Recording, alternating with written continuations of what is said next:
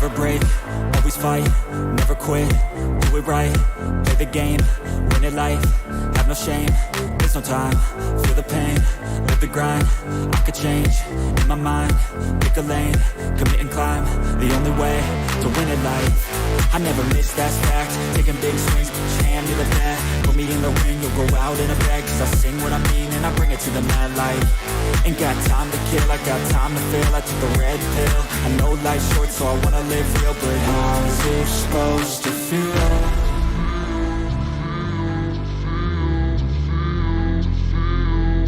How's it supposed to feel?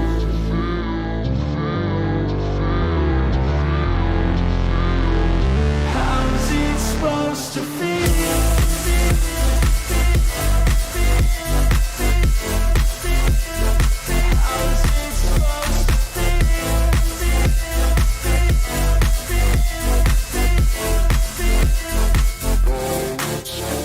They wanna say my name, but they holding back. They wanna say they hate, but they know it's cap. I ain't play no games, I just do that's fact. And I don't feel no shame, it's a mood you lack. I go crazy, nah, but I ain't lazy. Track after track, I work on this shit daily. Pass me the jack, right as fuel, got me hazy. About to unpack all these shit I've been chasing. I've got visions in my head, like memories after death. To be a legend instead of something you can forget. I'm living up every breath, I'd rather lead than be led. I'll fill the seats as I spread with every word that I've said.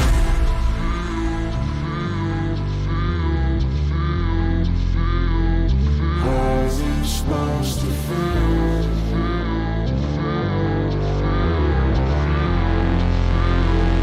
How's it supposed to feel?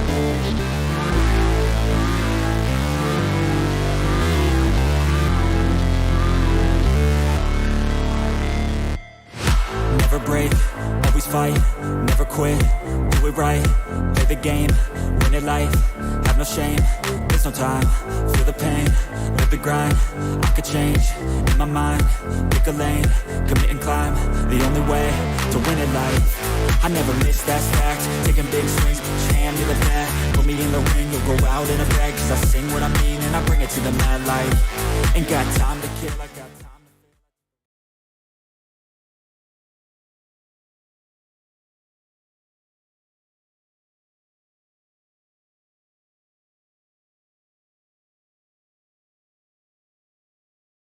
Alrighty, ladies and gentlemen, with a lot of technical difficulties, we are finally here. Sorry about that. God bless my girlfriend. She definitely got not the blunt, but I was definitely screaming. Not at her, but I definitely scared my dog, and a lot of things. But the finals have not yet started yet. We're watching the bronze medal match right here, between Capella of Canada, who had quite a run. He beat Giuseppe Ray, and then the Colombian wrestler. So we're watching that right now for the two participants here. So yeah, sorry about the technical difficulties. It was super unfortunate. But yeah, here we are. I had a lot of notes. I wanted to start early and get some of those notes out of the way, but instead we'll just talk about it as we go. So thank you everyone who is here right now. I know it is not the easiest way. If your friends are trying to find out how to watch this, tell them the best is to go and follow TrueTan Wrestling on Twitter. That is the best chance you'll have to find it. But currently at 57 kilograms in the bronze medal match, Like I said, we have Capella here. He is down 1-0 to the Colombian. We are at the break right now. Or actually, no, it's a challenge. I'm not totally sure who. Sorry, totally out of wax right now. As the great Mike Tyson says, everyone has a plan until you get punched in the mouth. And I for sure got punched in the mouth very early on into this stream. So that was kind of unfortunate. But yeah, so thank you everyone for being here on the first live stream. This is really exciting. Oh, new developments here. So Capella is now winning 1-1. So that is fun. The challenge is over. I'm guessing they challenged step out that they didn't confirm or call. So that's what it is. But right now we're currently at the break. I'm just so happy this is actually working, because when it was not working, it was not a lot of fun. But now it is indeed working. So how they're running this is they're going to do a lot of the bronze medal matches, and then they're going to get to the finals. So they'll, like right now, they're doing one of the bronze medal matches. For those who don't know, they do 2 bronze medal matches internationally with the repechage. So right now we're doing the bronze medal match of, I believe, all the people Darian Cruz beat on mat A. So we'll be following mat A, because that is where all the championships will also be held. So currently there's about 2:30 to go in this bronze medal match. Capella is winning 1-1. He scored the last point, so he currently has criteria. I'd like to say welcome to everyone who is joining right now. We did have 4. Now we're back down to 2, but that's all right. All right, so new development. The challenge did not actually go over. So since he lost, Capella is now losing 2-0 to the Colombian with 2 minutes and 23 seconds to go. Eye poke here. Capella very blatantly poked the Colombian in the eye. So that happened. Another break in the action. 2:19 to go with Capella down 2-0 to Colombian. This is to take bronze at the Pan-ams Games. Coming up next is Gilman versus Cruz. Why I'm doing that, I'm going to try and find out how to get this link to my other social medias. And yeah, that is basically what I am going to be trying to do. While there is a break in the action, the trainer's over trying to get some stuff out of the Colombian's eye, which is must have got really poked if he is trying to get stuff out of his eye currently. So let's see here. This is so interesting, because this is not at all how I thought this was going to go. So, oh my gosh, there's so many. Jeez Louise. I got to get rid of some of these live streams that did not work out at all. So that's nice. Yeah, I understand. Yes, thank you. Gosh, it's so unfortunate. All right, get shareable link. There we go. Here we go. I think this should work. Hopefully, that's all I'm saying. Oh, there we go. Sitting next to me is my wonderful accountant, my dog named Harry, and then also my HR representative, my girlfriend, Casey. Casey, the link is on Twitter now, an actual link. So everybody tell all your friends a good link is on Twitter for people to find this. And then obviously if they are on YouTube and got alerts.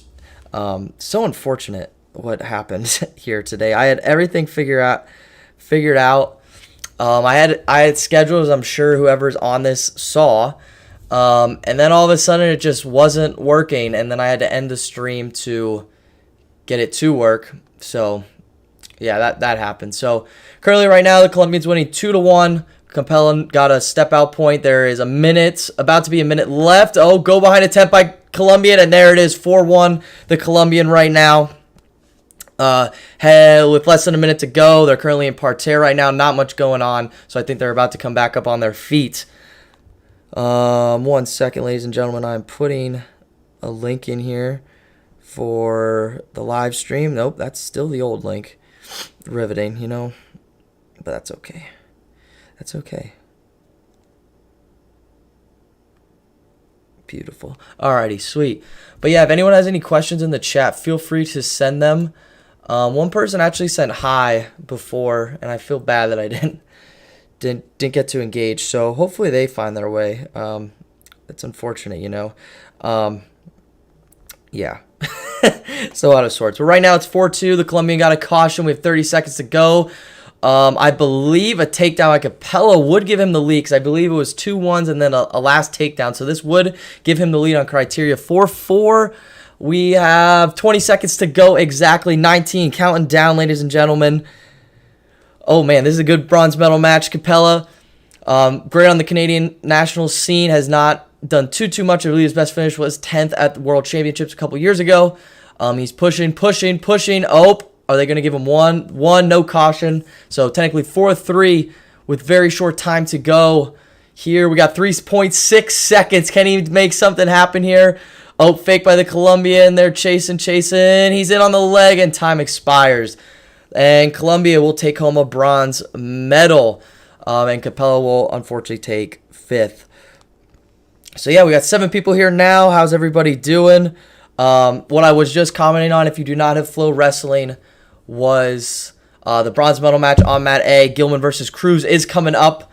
Very excited to see that. One of my circled finals. Speaking of some of my circled finals, 1 second. So my circled finals, I think 86 kilograms could actually be a lot of fun. Zahid's looked really good. But I would say the Cuban isn't bad himself. Cuba's team is kind of interesting. A lot of their guys aren't really here, and they didn't really bring some of their new young guns. It's kind of just some older tiered guys, so that's interesting for sure.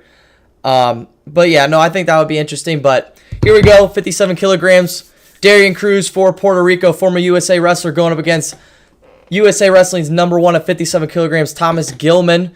Slap hands are going at it. Thomas Gilman with a club, got a left side underhook. Oh, Cruz did just fight that off. Gilman is controlling center, but Cruz is not fleeing toward the edge by any means. They're in center for sure. If anything, I'd say Gilman is definitely stalking, using his power a little bit here as we go in. Excuse this, everybody. I'm going to move the camera real quick. There we go. Much better for me. Sorry, apologies for that. So yeah, right now, Gilman's still controlling center. Cruz is getting towards the edge here. Just pushing. Not much action. Underhook attempt. Cruz definitely on the step out there. Is about to be 1-0 Gilman. Gilman in the red. So currently 1-0 Gilman with 5:20 to go. Here, ladies and gentlemen, here at the Pan-Am Games at 57 kilograms, our first gold match of Sunday. There were a couple freestyle attempts. Gilman in on a right side single leg. No takedown yet. Cruz is keeping all fours up. No down point. And there it is. Gilman with the takedown is currently 3-0 over Cruz of Puerto Rico. Obviously, these two have some history. I don't think I have to tell anyone that. They definitely have history. Cruz denying Gilman the opportunity to win a national title. And Cruz would go on to win a national title that year in 2017, I believe. So currently 5-0. Gilman got a gut wrench out of bounds. It is 5-0 red. Thomas Gilman with about 1:40 left in the first period. So 4 minutes and 40 seconds left in the entire match. Gilman with a left side club as he does. Cruz with the ankle pick attempt. Nothing there. Just hand fighting in center. Currently Cruz in on a shot attempt. Back leg. Nothing here. Gilman gets the go behind. That's another 2 points. 7-0 Thomas Gilman.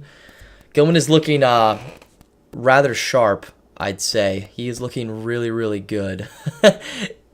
All right, they parterre right there. They're coming back up with about 1:11 left in the first period. 7-0 Thomas Gilman. 2 takedowns and a turn. No, scratch that. 3 takedowns and a turn. Oh, no, I was right. 2 takedowns, turn, and then a push out. Make it 7-0. Cruz going towards the edge. Gilman's got a strong left underhook. Now goes kind of around the body. Currently, they are in a seatbelt position. Gilman is bringing the leg up. And there's 2 for Thomas Gilman. Makes it 9-0 as they go out of bounds. 43 seconds left here. Cruz is going to have to get some sort of action going. Gilman, let's see if he's going to push to end it before the second period so they don't go to break. Both guys are really sweating, so that might be a little difficult to do right here. Thomas Gilman pushing. Cruz going for his setups right here currently. Gilman in on a right shot, and nothing. That's 2, and that is match, ladies and gentlemen. Our first gold medalist this Sunday, Thomas Gilman for USA, your world champion and Olympic bronze medalist. Darian Cruz going home with the silver at Pan-ams. Great tournament for him, though, for sure. He beat some good wrestlers to get here. Same with Gilman. His semi-match against the Cuban had some fireworks in the beginning. So that's that. I believe the next matchup is the 61 kilogram gold medal match. I say that because this technically isn't for gold. It was a round robin, but if Dane Fix wins, he gets gold. However, if he loses, I believe it would result in a 3-way tie. No, a 2-way. Him and Silva, I think, would tie, but he'd probably still get it. So I think Fix probably clinched this up. If I were to guess, I could double check that. Alrighty. Alright. See where we're at here. So yeah, Thomas Gilman is our champion. And yes, we have Fix versus Sloan. Sloan, the Canadian representative at 61 kilograms. And then Dayton Fix, our representative and world silver medalist. Sloan did lose to Joey Silva last round. Joey Silva will be coming up a little later on Mat B. And wow, quick 2-point attack by Dayton Fix. Early to go up 2-0 in Sloan. I think that was less than 8 seconds. Oh my goodness. He puts the boot in. He gets 2 here. He's sort of... Oh wow. He's doing...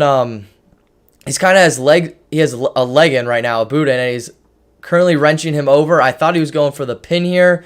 And they're coming up. Only 4 points there. So it is currently 6-0 with not even 30 minutes gone in the period. Now there's 30 minutes gone. Inside trip for 4. Oh my gosh. And that's it. Fix going for the pin though, and he's going to get it. Wow. Less than 40 seconds on the mat. 5:19. I believe it would have been 5:20. Dayton Fix, your Pan-Am champion, looking like a world silver medalist. Honestly, I don't know who is going to challenge him at 61 kilograms besides, I believe it's Musakayev, or that's not right. The Russian 61 kilogram representative. Can't wait to see that match again, hopefully in the world finals once again. But of course, 61 kilograms, he still has to win the final X spot. So, of course, but that was a quick 2 finals there. Thomas Gilman ends it before the second period, and then Dayton Fix comes out swinging, quick 10-0 tech pin for the gold at 61 kilograms. So now we're going to have a 65 kilogram bronze. So if you guys have your questions, feel free to send them. I would love to hear what you guys have to say. Once again, I'd really like to apologize for the technical difficulties we had. Not much you could do, I guess. But now we learned. I mean, this was an experiment for me and everybody else. So that's just kind of what happened. So coming up at the 65 kilogram bronze match, I believe it is. First off, let's talk about the 65 kilogram final that we're going to see. We're going to see 2 NCAA stars with Sebastian Rivera of Puerto Rico. 65 kilograms, obviously a several times third place finisher, has been the 1 seed before at nationals at several different weights, 125, 133, and then placed twice at 141, placing third. And he's going up against Joey McKenna, who was a national runner-up, and I believe third place before. Yes, he definitely took third before, I think maybe twice. They'll be going up in the final. But currently it will be Camacho, Dominican Republic, not the wrestler from NC State, different Camacho, and then Torres of Canada. So that is what's going on right now.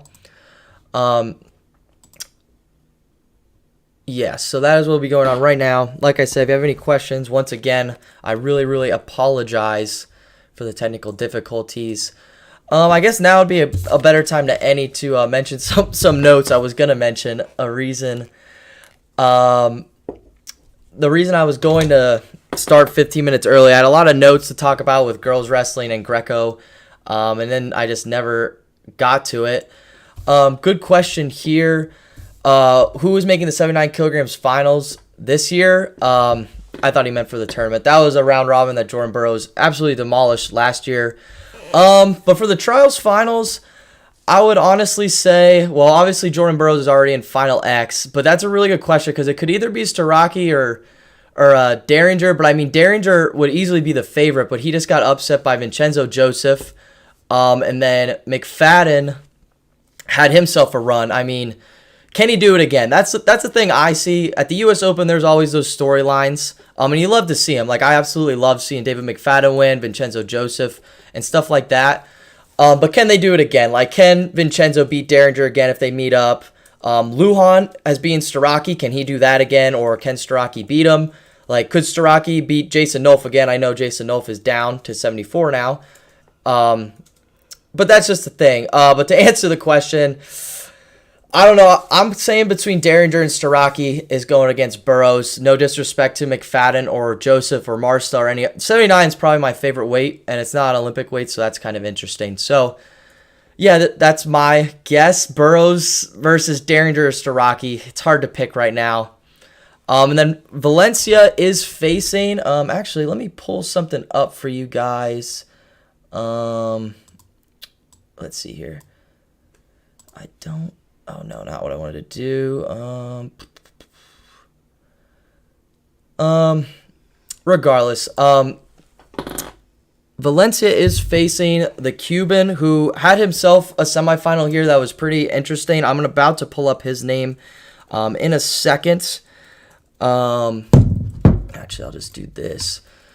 But I think that could be a good match. Valencia got scored on a lot. His semifinal match against the Colombian, that was actually a really good match, but then, as Americans normally do, kind of just gassed out the Colombian, and then made Tech fall them to the finals. But he was losing, I believe, 3-2 or 4-3 at one point, and then won 14-4.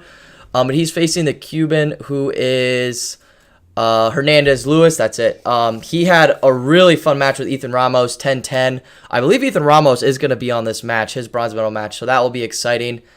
I think Valencia is still going to win, but if that's definitely one of the gold medal matches I literally have circled on my notepad here. So I think that'll be fun. Out of all the Cubans, they brought mostly their great Greco guys, and some of their great Greco guys they didn't even really bring. But he's probably the star of their freestyle team right now. That's here at Pan-ams, not in general. Oh yeah, no problem. I'm glad I could do this. I'm honestly just glad I could get it working, and you guys could all find this stream. If this was just a huge PR disaster for sure. I would say Valencia might beat Derringer, but I think they're going different weights this year. I mean, he's done it before, but they have gone back and forth a lot. I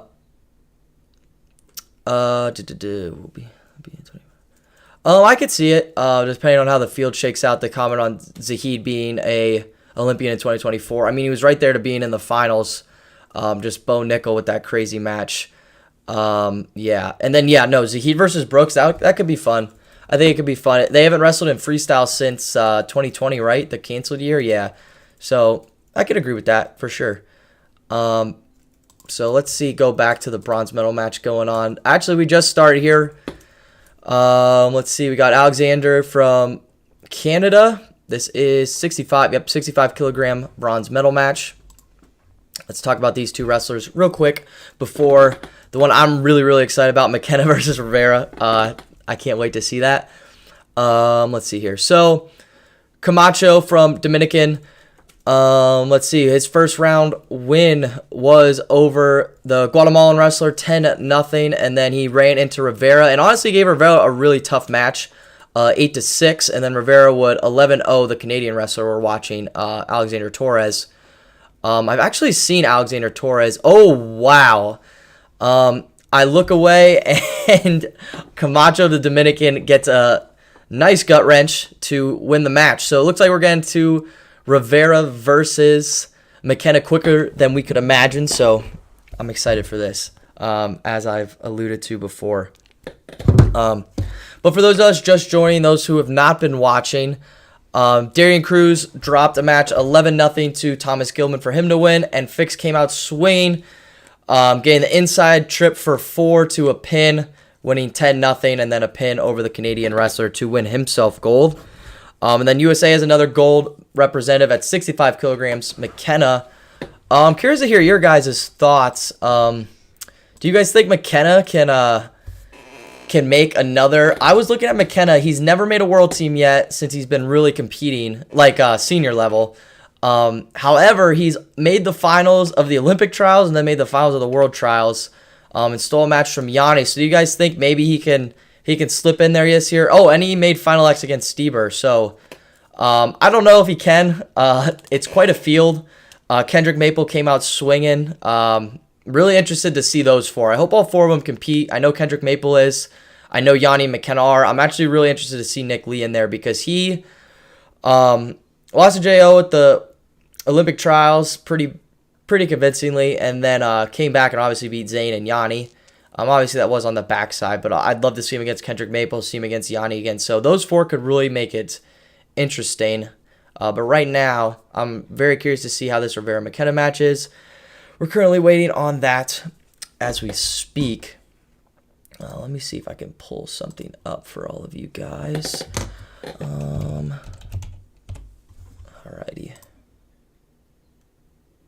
Is it? Oh, okay. I see. Here we go. So on the left, we have all the finals for any of you guys that are interested.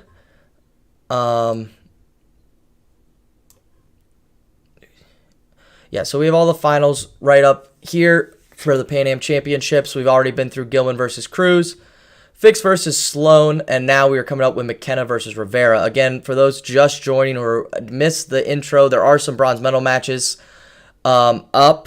From here on out, there's normally 2 bronze medal matches in international wrestling, and one of them is going to always be on Mat A, which we are following because that is where all the finals are. So currently, 65 bronze just ended, and the 65 gold 65 gold medal match is on their way. So that's what we're looking forward to here. So I'm waiting for that. I'll see what you guys are saying in the comments. Oh, look at this. McKenna's here. I could see it for sure. Like I said, really talented guy. I mean, he's always been really good. Besides his 1 year he did an AA and got upset by not Merritt. He got upset in the second round of NCAAs to Thorn, was it? Was that Thorn? Was that the year of Thorn? But besides that year, man, he's been pretty consistent. So he's just trying to crack in there. I could for sure see it. Yeah, for sure. But yeah, here we go. All right, we're starting out here. Rivera versus McKenna. Rivera in the red. McKenna in the blue. McKenna in on a shot. Rivera blocks it down.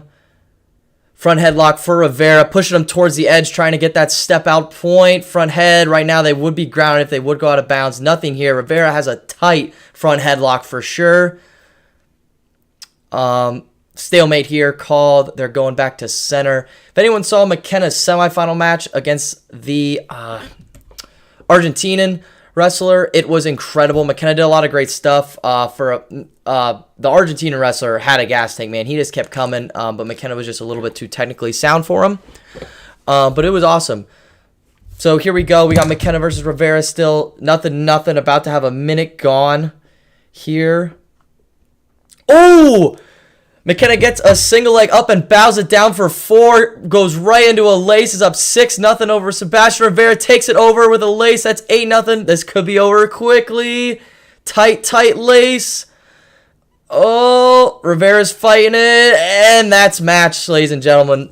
Wow, just like that. That's what you gotta love about freestyle wrestling. Really, really competitive match there for the first almost minute. And then just single leg to bow down for McKenna. Just highlight reel material right for 4, right into a leg lace, and that is it for Sebastian Rivera. Team USA is looking good over Team Puerto Rico, but don't count these Puerto Ricans out. This is the best of USA, and the Puerto Rican wrestlers are really tough. I mean, they're clearly, if there was a team race, they'd be in second, which is incredible. Like I said, Cuba hasn't sent their best, but I mean, what the Puerto Rican team has done here is great. I know a lot of them are Americans, but nevertheless, still looking really, really good at this tournament. And I believe Gomez is the only other one. Joey Silva can win second. Like I said, that was a round robin. But yeah, now we're moving into the 70-kilogram bronze medal match, which leads me into one of my notes. Zane Rutherford did come and weighed in. And but he did not wrestle the 70 kilogram bracket, which I kind of like. I mean, we get to see new guys in the Pan-Am finals, I guess. I feel like Zayn would have handled this weight pretty well. He's just such an aggressive wrestler.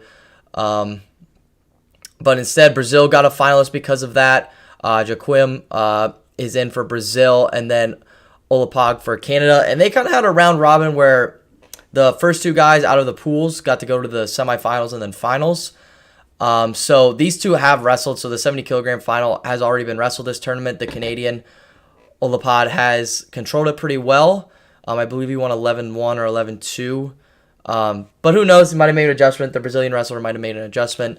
But yeah, the Brazilian wrestlers 70 kilogram semifinal was pretty interesting. I'm seeing a lot of comments about Brooks over Zahid. I don't know, to be honest. I could see it, I guess. But Zahid's really good in freestyle. And Brooks, I think what Brooks has done with college wrestling, I think he's going to really make levels in freestyle. I know he's already really good in freestyle, but his Olympic trials was all right. I mean, it's the Olympic trials. He was young and stuff like that. But I don't know if I'm ready to say Brooks over Zahid just yet. But with that said, I guess I could see it, in my opinion, if that makes sense. But yeah, McKenna Rivera was a little bit competitive there in the beginning, but not so much once he got that fore and lace. Yeah, but currently we have a Mexico 70 kilogram representative, Magal, getting the takedown over, I believe this is Peru, Chungakari.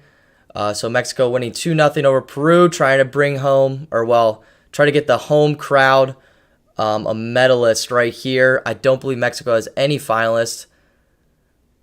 Oh, really? Someone in the chat's son grew up with Brooks. I'm guessing Maryland representative. That's really cool, for sure. But yeah, I remember watching Brooks at Fargo, because I'm not that much older than him. But I remember seeing him at Fargo in cadets. And it's kind of crazy because in high school, he won Fargo. And then I saw him at Junior Worlds, and he was just an absolute, not Junior Worlds, Journeyman Worlds, and he was an absolute animal, and it was really, really, really fun to watch. But the 70 kilogram bronze medal match ended pretty quickly. The Mexican wrestler got a leg lace 10-0 over Peru, so Mexico is getting a medalist in their home of Pan-ams. So that is really, really, really awesome for them. So moving into the 70 kilogram final, like I said, Dal Silva, Joaquim, Brazil's only finalist, going for the gold medal against Canada. They already wrestled. Yeah, I mean, currently Russia cannot go to Worlds, looking in the comments section, because of the bans, them and Belarus. It's kind of a double-edged sword, because, if they don't come, USA, it's going to be USA and Iran. Iran has a really, really tough team this year, and they were really competitive last year. I still think USA has the edge over them, for sure. However, yeah, it's kind of just a double-edged sword because I want USA to win, obviously, but I like when Russia's there and we beat them. Plus, Russia just amplifies the competition that's there. Same with Belarus. They have some really talented men and female wrestlers. 70 kilogram final is starting off. But if Russia isn't there, I'm excited for a USA-Iran team race because that will still be so exciting. These past 3 years for USA Wrestling have just been electric. And it's crazy we haven't won it yet. We've come so close. Olympics and Worlds have come down to Snyder Sadulayev. So yeah, and that's another thing with Sadulayev. I believe if he kept winning, and the Olympics, he could win his 10th World and Olympic title, which I think is the most ever in wrestling. It's got to be. No, yeah, I'm pretty sure it is. But which would be incredible. And if they can, he obviously can't get that. But yeah, I kind of want it, I kind of don't. So we'll see what happens. We all know things change so quickly day to day. So right now we're looking at our 70 kilogram final. It is 0-0. I believe Canada just got hit with passivity. Oh, and just like that, De Silva gets the push out. They're talking about it because it was... Yep, De Silva leads 1-0. Brazil looking to bring home their only gold medal. Same for Canada. I believe Canada still has some representatives that they can win with. However, this would probably be the only one they are for sure favored in, considering he beat the Brazilian in this tournament. Cuba, surprisingly, I've said it the whole stream, they did not bring their best, but they only have one finalist coming up at 86 kilograms against Valencia. I think that will be a really fun match regardless. Actually, Cuba has two finalists. My apologies. Torres of Cuba. He's a stud too. I'm not saying he's going to give Snyder a match, but he is definitely one of Cuba's best here. So right now, they're just giving hands the 70 kilogram final. Brazil versus Canada. No one on the shot clock yet. Da Silva of Brazil winning 1-0 with almost a minute to go in the first. Ladies and gentlemen, we might be... Can we see it go the distance? That would be really interesting. So we are seeing 58 seconds ago in the 70 kilogram final. Brazil leading 1-0. Like I said, Brazil is really controlling center. For someone who I believe almost got teched or did get teched by the Canadian wrestler he's wrestling right now, he is really controlling it. Hopefully his pace can stay this after the break. We got 40 seconds to go. As we know from these finals, they can pick up very quickly. But this is really cool to see two different countries give USA a little bit of a break. If you want to go get some water or popcorn, you can go ahead and do that for sure. But I mean, nerds like me who love wrestling get excited when we see Brazil versus Canada. So I mean, I'm loving it right now. I am actually really impressed with Da Silva. He is controlling center so well. Olapato in with a double leg underhook by Da Silva to stop it. Brings him up 4, 3, 2, 1. The first break of the finals. I can't even believe this. Shake hands as they go to the corners. We got 30-second intermission right here. We got a couple more people than usual. Hi, everybody. Welcome to the TrueTan Wrestling stream. Honestly, the fact that there's more than 10 people in here make me pretty stoked. Sorry for all the technical difficulties. I'm just glad some people are here as we're watching the Pan-Am finals. Obviously, hopefully I can do this more often with freestyle events. World Team Trials, probably not. I'm a little busy that weekend, unfortunately.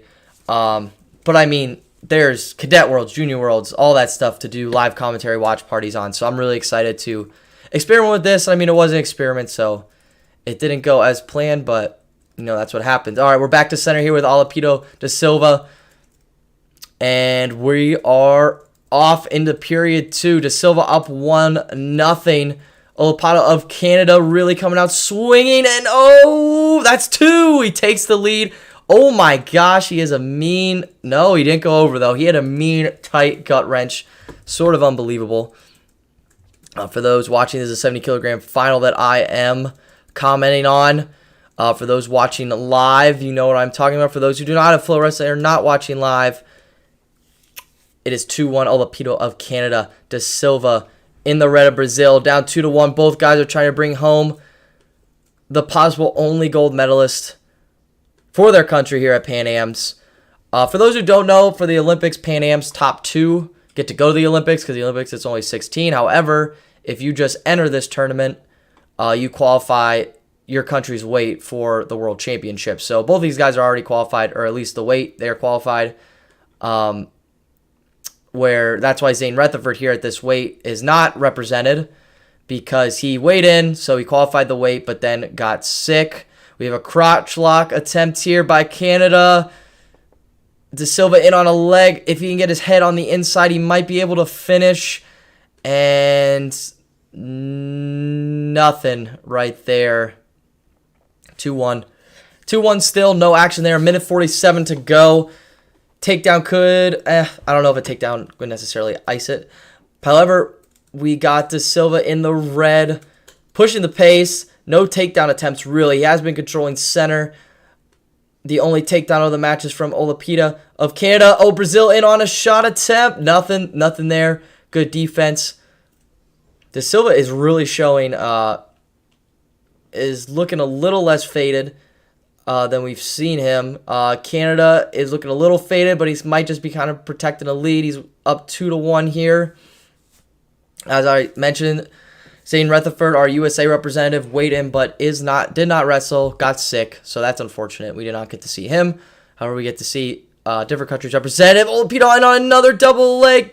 Oh, wow. De Silva with another sprawl underhook to bring him up. No scores here. If he can capitalize on those underhooks, he might be able to get the winning takedown. 2-1 with under a minute to go. Canada winning 2-1. The names on my left are the finals. We were watching the 70-kilogram finals. Canada in the blue. Oh, shot attempt with 45 to go. Nothing yet. About 35 seconds to go. Oh, he gets his... Oh, and we go out of bounds.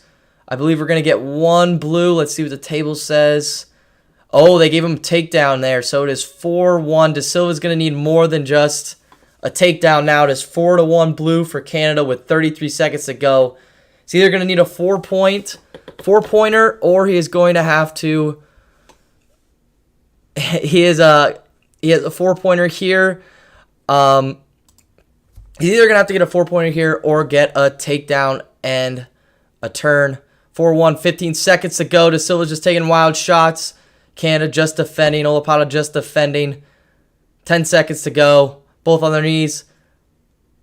De Silva never really got too many shots going. Oh, got poked in the eye. 4 seconds to go. Oh, man. So that's what we got here. 4 seconds to go. Canada up 4-1. Like I said, De Silva Joam is going to need either a 4-point throw or a takedown to a lace very quickly. Only 4 seconds to go. I've seen crazier things happen.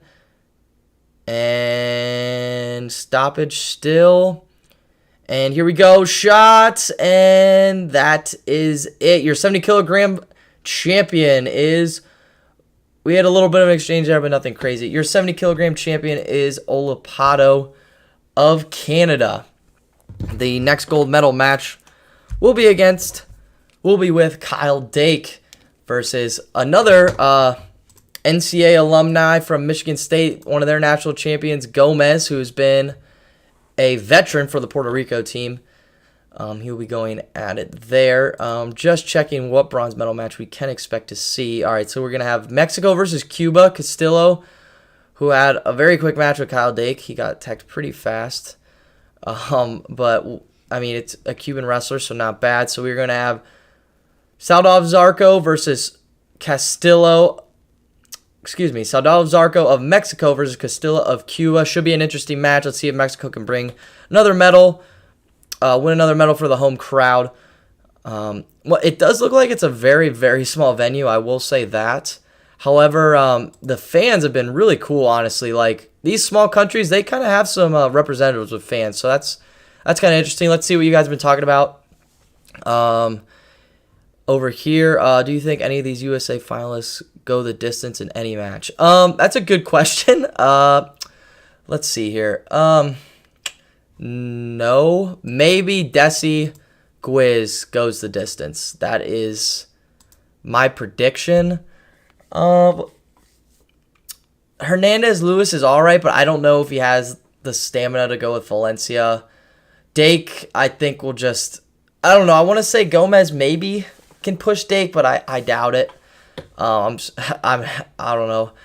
But Gwizdowski probably the best one. Torres might give Snyder a fight, but like the thing is, their pace is just so good, so they might make it to like the second, but it's just insane. But I've been proven wrong before, so I'm still excited to watch all these for sure.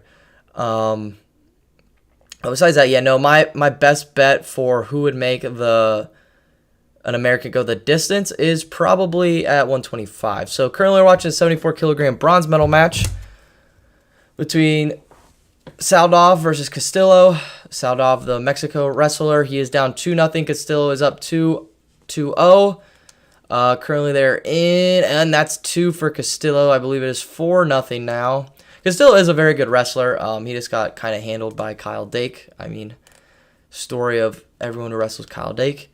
That's just sort of what happens. Once again, thank you everyone for joining me here today.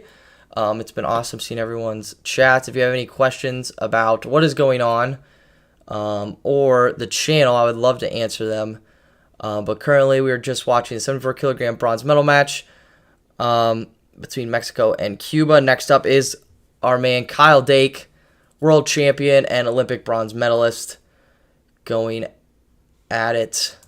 There's a break in the action, so that'll be a good time for me to just sort of mention some other things that were going on during Pan-ams.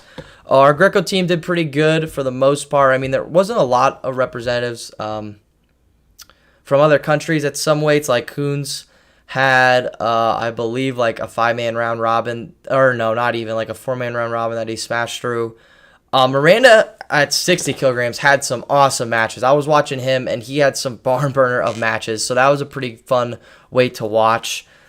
Jones at 63 kilograms had one match, and I believe he tech-falled someone, so he had a fun Mexico trip. We got to go down, win a quick match, and then enjoy the sun, so that's something. Pat Smith is an absolute dog. He smashed through his weight at 72 kilograms.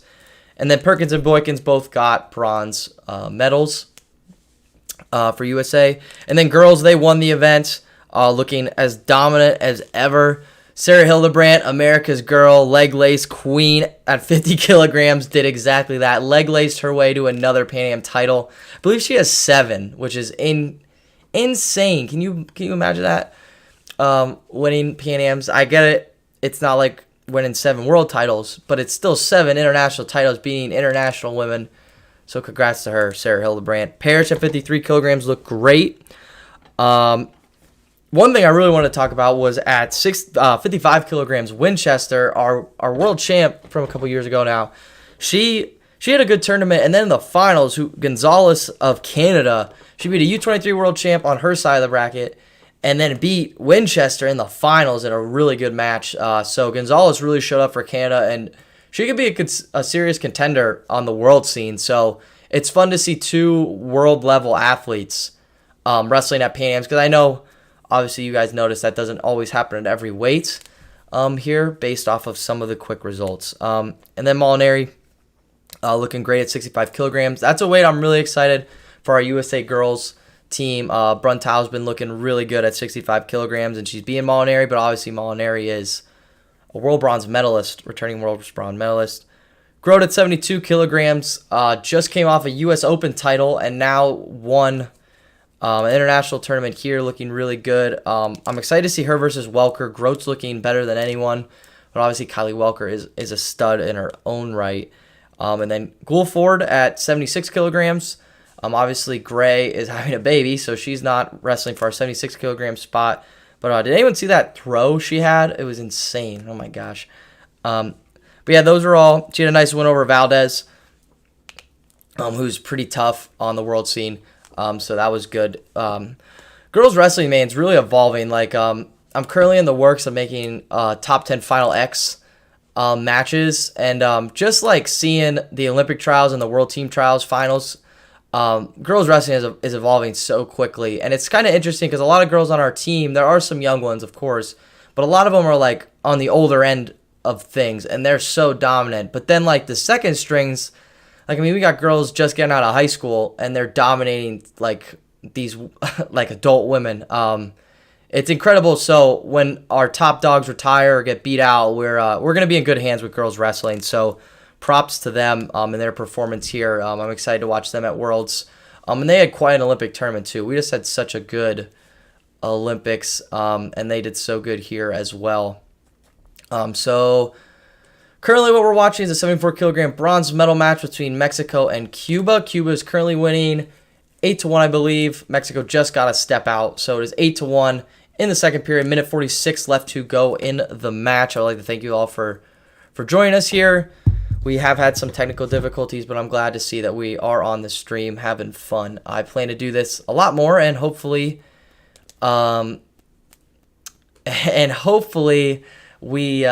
have technical difficulties later for other streams. I think I got it totally figured out. But I mean, that just kind of happens, so it's whatever.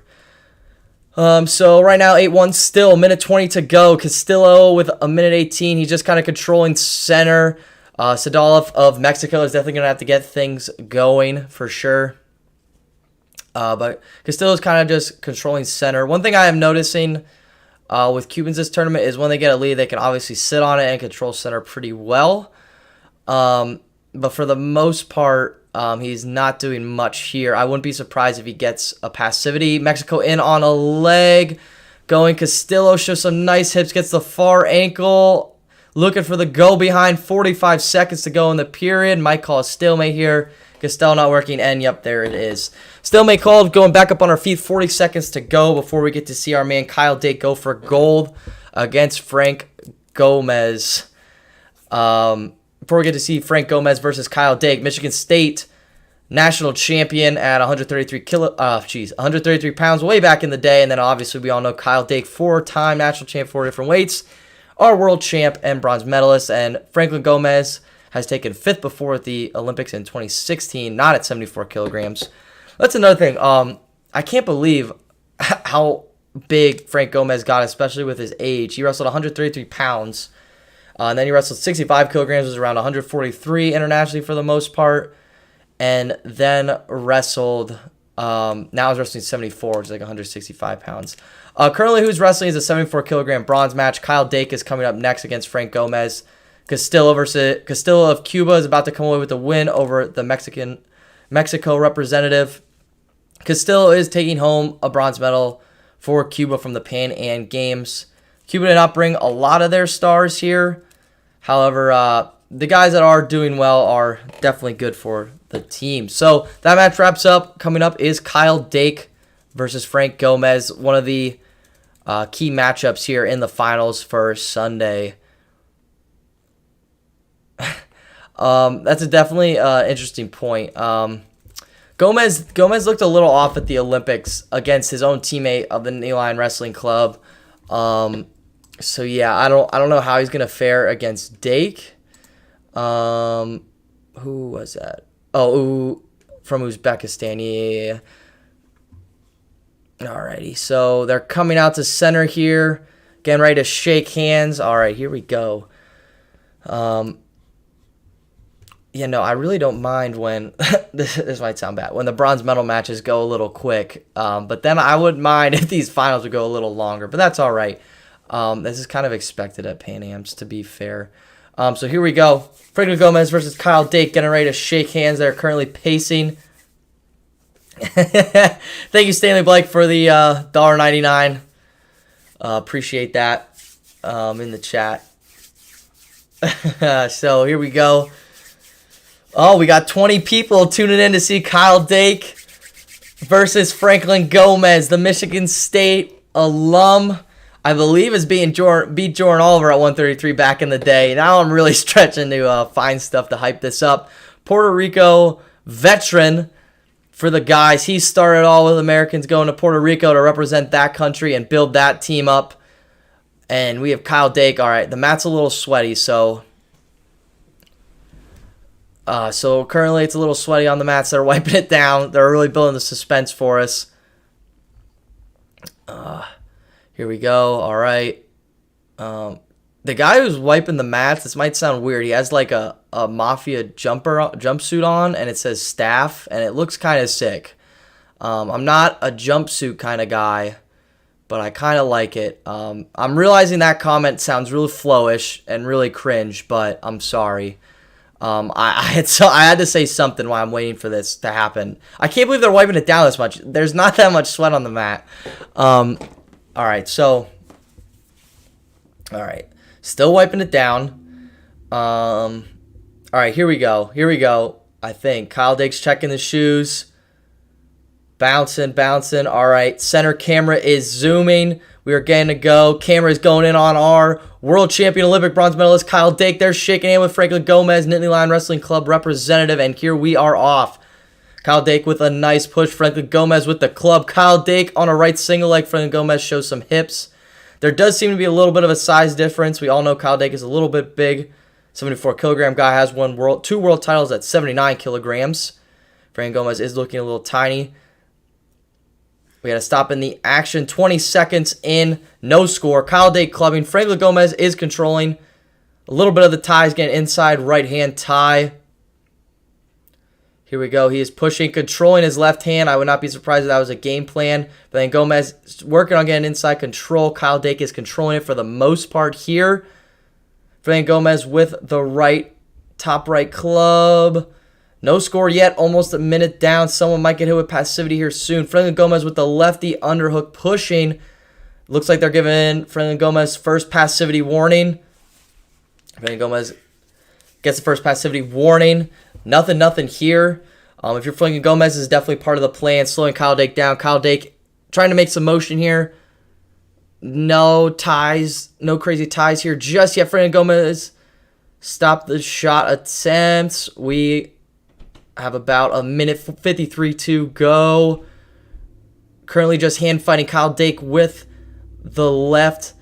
Thank you very much, DH, for the $5 sub. I really appreciate it. Thank you for supporting the channel. I believe Franco Gomez is going on the clock. That means a lot, man. I really mean. All right, Franco Gomez is on the clock. For those who don't know, essentially the stalling and freestyle is a passivity. So when you get a passivity, 2 passivities, you get put on the shot clock. If you do not score in 30 seconds, the other wrestler gets a point. You just can't go into the break tied for some reason. Or, well, 0-0 tied. So 8 seconds to go on the passivity clock. 4 minutes, 17 seconds. Oh, Kyle Dake in on a shot. That's 2. So he's going to get 2-point takedown and then 1 point for Franco Gomez not scoring. So it's currently 3-0 just like that. Got a nice gut wrench. Wow, good stop by Frank Gomez, but he goes the other way. Franklin Gomez goes over. Kyle Dake gets a nice gut wrench. It is currently 5-0.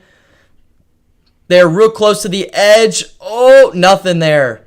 5-0. Honestly, if you're Franklin Gomez, that's not the best scenario for you. But once you get a gut wrench, once you got that gut wrench going and he stopped it, that's kind of weathering the storm, not getting gutted again. It's only 5-0. Kyle Dake is obviously really hard to score on, so 5-0 deficit is not good. I'm not saying that by any means. Stopping the action, I believe there was an eye poke. I believe Frank Gomez accidentally poked Kyle Dake in the eye. Breaking the action. 41 seconds to go in the first period here. Franco Gomez is circling. They're circling. I believe they might be trying to wind this one out.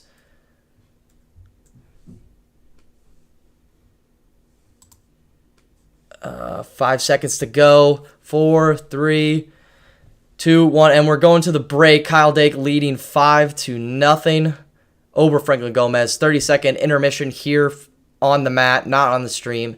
And they are going over game plan, wiping them down, wiping the sweat off the wrestlers. So hopefully they don't have to wipe it down again when we're trying to watch the next finals. So honestly, if you're Franco Gomez, this isn't too bad. Obviously, being down 1-0, just giving a passivity would have been fine, or the 3-0. But when Kyle Dake gets on top, it's hard to stop those gut wrenches. Yeah, no. I mean, I am from Pennsylvania, so I'm sure I will be rooting for Brooks at some point against the Heat, in all honesty. But yeah, I also have to remain a little unbiased, I guess. But here comes Kyle Dake back in action. 2 minutes and 54 seconds to go, just start of the second period. Franco Gomez down 0-5 against Kyle Dake. Kyle Dake is primarily staying space, getting fakes going. Oh, nice snap, though. Nothing materialized from it. Nice right-hand stab from Kyle Dake. Definitely got Franco Gomez going. Gomez might try to start. Yeah, that would be a copyright issue if I showed the match. This stream's primarily to be kind of like a radio broadcast. Like, I live in Cleveland now, so like if I want to listen, like if I'm in a car, I'm listening to the Browns. That's how I'm trying to make it, because I can't like show the match. I'm pretty sure Flo wouldn't be too happy, and their lawyers wouldn't be too happy with my legal department, which is me. So, yeah, currently can't show the match, so I'm trying to be as animated as possible, and maybe do a little bit better job than maybe some other announcers. So currently 5-0. Not much was going on there when I was answering the chat. 2 minutes to go here in the match. 5-0. Franklin Gomez is opening up a little bit, but the defense of Kyle Dake is nothing. Kyle Dake with a shot attempt, but nothing happening there. Franklin Gomez is going, but Kyle Dake is giving it right back in the hand fight. Caldeque with a shot attempt. Fran Gomez with a down block. Nothing there. Minute 46 to go. Hand fight here. Nothing going on. I will say this. The hand fight, this might sound super wrestling nerdy. The hand fight is pretty elite, to be honest, for no scoring. They are going at it, man. They are fighting in that hand fight. Interlocking the fingers. Surprised they're not calling it. Oh, Caldeque with an ankle pick attempt. However, with the down block, excuse me. Caldeque fighting in there. Fran Gomez is keeping inside control. Got to make something happen here. Oh, Fran Gomez with an outside single attempt, but nothing. Caldeque might gets his first passivity here. Oh, nope. They put him on the clock, so Fran Gomez could score a point here. So a takedown and then a point would only be 5-3. Another takedown would win him the match. A minute to go that'd be quite incredible for him to score that much. But I mean, I've seen crazier things. So here we go. 8 seconds on the passivity clock. 46 seconds left on the main clock to go. Fran Gomez is going to score a point. He's in on a leg, but we got the signature. Oh, Caldeque chest wrap. That's 2. That's another one just like that. He gets 2 2s. It is 9-1. Caldeque still in the chest wrap. Fran Gomez is not letting go. He is trying to stay flat. If he would let go, he would not give up any more points if he would circle around. So 22 seconds left, just like that. Caldeque up 9-1. I'm curious to see what's going to happen here. Is Caldeque going to push it for this last takedown? Is Fran Gomez just going to try and keep his pride, go for a takedown and go up 9-3, or go for something big and possibly give it up? Let's see what happens. Caldeque in on a shot. Gomez is getting close to the edge. That's a push out, I believe. Yep, 1 point. It is 10-1, a point away. 8 seconds to go from Caldeque. Sealing another tech fall for USA. I will say this. Fran Gomez did show off his veteran abilities here. Now he's just trying to avoid the tech fall here. In on another single leg, low single, but low singles just aren't good against Caldeque. And that is time. 10-1, Caldeque is your Pan-Am champion at 74 kilograms. And he went the distance. I know people in the chat were saying he wouldn't make the distance or the second period, and he proved those people wrong, obviously. Once again, I'd like to thank all the people who I guess subbed. I believe that's what this is called. But yeah, Gomez fell 10-1. Best representative for Puerto Rico here against Team USA. Next up, we have, the bronze medal match for 86 kilograms before Zahid Valencia. However, this bronze medal match has a UNC alumni in Ethan Ramos, who lost a tight match. He was down big and almost came back to win the match against the Cuban wrestler who is on the screen. Yes, Hernandez Lewis. He was, I forget what the score was. I'm going to have to double check that. But yes, he almost came back to make the finals against Zahid Valencia. I feel like they've wrestled in freestyle before. They might have wrestled in college. Not totally sure. But yeah, Ethan Ramos, 10-10. The match was easily one of the best matches of the session. So Ethan Ramos wrestling for Puerto Rico, UNC, North Carolina alumni, going up against an Argentinian. Who's tough. He's a tough wrestler for sure. So excited to see that. Here we go. But last match we saw 2 Olympians, Caldeque versus Gomez. So like I said, at Pan-Am, sometimes it might be a high superior wrestler versus maybe just a wrestler trying to qualify his country, which is fun to see. Sometimes you just don't get to see these wrestlers, so that's the part I like. And just seeing different styles internationally, of course. But then last match we saw 2 Olympians. Obviously, Caldeque has a few more accolades than the guy is wiping them out again. A few more accolades than Fran Gomez. But Fran Gomez, 5th at the Olympics at 65 kilograms, national champion, stud for Puerto Rico. Almost beat Jordan Burroughs 3 years ago at this event. I think Burroughs got a takedown or a push out with 5 seconds to go. So yeah, for sure. So right now we're just waiting for Ramos versus Lolano, I believe Lolano of Argentina. Once again, they are wiping the mats down. But yeah, so far these finals are pretty much as predicted. I would say no big surprises. The last match was kind of fun to watch from like a hand fighting perspective. I talked about the women's team a little bit. They did great. The Greco team did great. I guess we could talk about Jordan Burroughs, Jaden Cox. There isn't really much to say. One thing that I was a little disappointed with, so obviously Dayton Fix was the 1 seed at the 61 kilogram. This is just like a dumb gripe, but I'm going to say it anyway. So like, because Cuba doesn't send representatives, a lot of the South American countries don't send representative at non-Olympic weights. They're normally round robins, not too big, which is whatever. But like Jordan Burroughs was in a round robin, and normally they put the 1 and 2 seed in the last round of the round robin, and they didn't put Jordan Burroughs. They didn't put Jordan Burroughs in the last round, which was kind of annoying. So like he wasn't even in the finals round for yesterday. There was a lot of great wrestling though in those finals, so that was something. He just wasn't in it. Jaden Cox was though, and he smacked through his opponent. So it was good to see him scoring in round possession, because obviously sometimes he doesn't score as quickly, but he still dominates, if that makes sense. Yeah, for sure. Up to 22 viewers. Alrighty, let's go. Welcome, everybody. Sorry for the technical difficulties if you were using the old stream. I'm glad you figured it out or saw it on my Twitter. Yeah, I had a whole like description and everything for this. So that's something for sure. But whatever.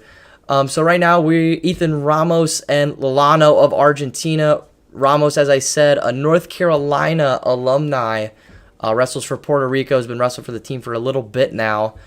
He's going up against the Argentina Lolano. Just starting out here for the bronze medal at 86 kilograms. Ramos had a 10-10 loss to the Cuban, who will be going up against Zahid Valencia next. I'm picking Ramos in this match, but the Argentina Lolano is pretty tough. But if Ramos can get to his attacks, I'm sure he can come out with the victory and bring Puerto Rico home with another medal. I mean, they have... How many medals are they bringing? I mean, 57, they got a silver in Cruz. 61, I believe, Joey Silva. Yeah, Silva's coming home with a silver. He had Dayton Fix early, but then Tech followed his next 2 opponents in that pool. So Joey Silva is back and took silver here for Puerto Rico. The old Michigan wrestler. Rivera taking second. 70 kilograms, I don't think they sent someone. They did not. Very small weight. Zane Rutherford at that weight got sick. Weighed in, so qualified us for Worlds at 70 kilograms, but was sick. I'm curious who's going to win 70 kilograms. My money's on Ryan Deacon, but 70 kilograms is big matchups for the World Team Trials along those lines. And then Puerto Rico at 74. Oh, yeah, Gomez, duh. 79, they did have a Puerto Rican representative. He won 2 matches. He only lost to Burroughs. And the Canadian, so I think he took bronze maybe. I don't know. It was a big round robin. 86 kg. Ramos, obviously, is wrestling now. Currently, it is 0-0. Lolano is on the shot clock. So if Lolano does not score, Ethan Ramos on a single leg crackdown attempt, gets the 2, and the shot clock is still going. So Ramos is going to get 3 points here. Lolano, I guess if nothing happens, they could break the action. Lolano could still erase the shot clock. That's a new rule in freestyle. Normally, if the person on the shot clock scores, the shot clock ends, obviously. But now, if the person not on the shot clock scores, the shot clock keeps going. So essentially, like in the Kyle Date Gomez match, he got a takedown, then Gomez's shot clock was up, so it was 3-0, and the shot clock expires for Lolano. So now it is 3-0 Ramos. Definitely interesting, but can lead to some interesting situations for sure. Puerto Rico does not have a 92 kilogram representative.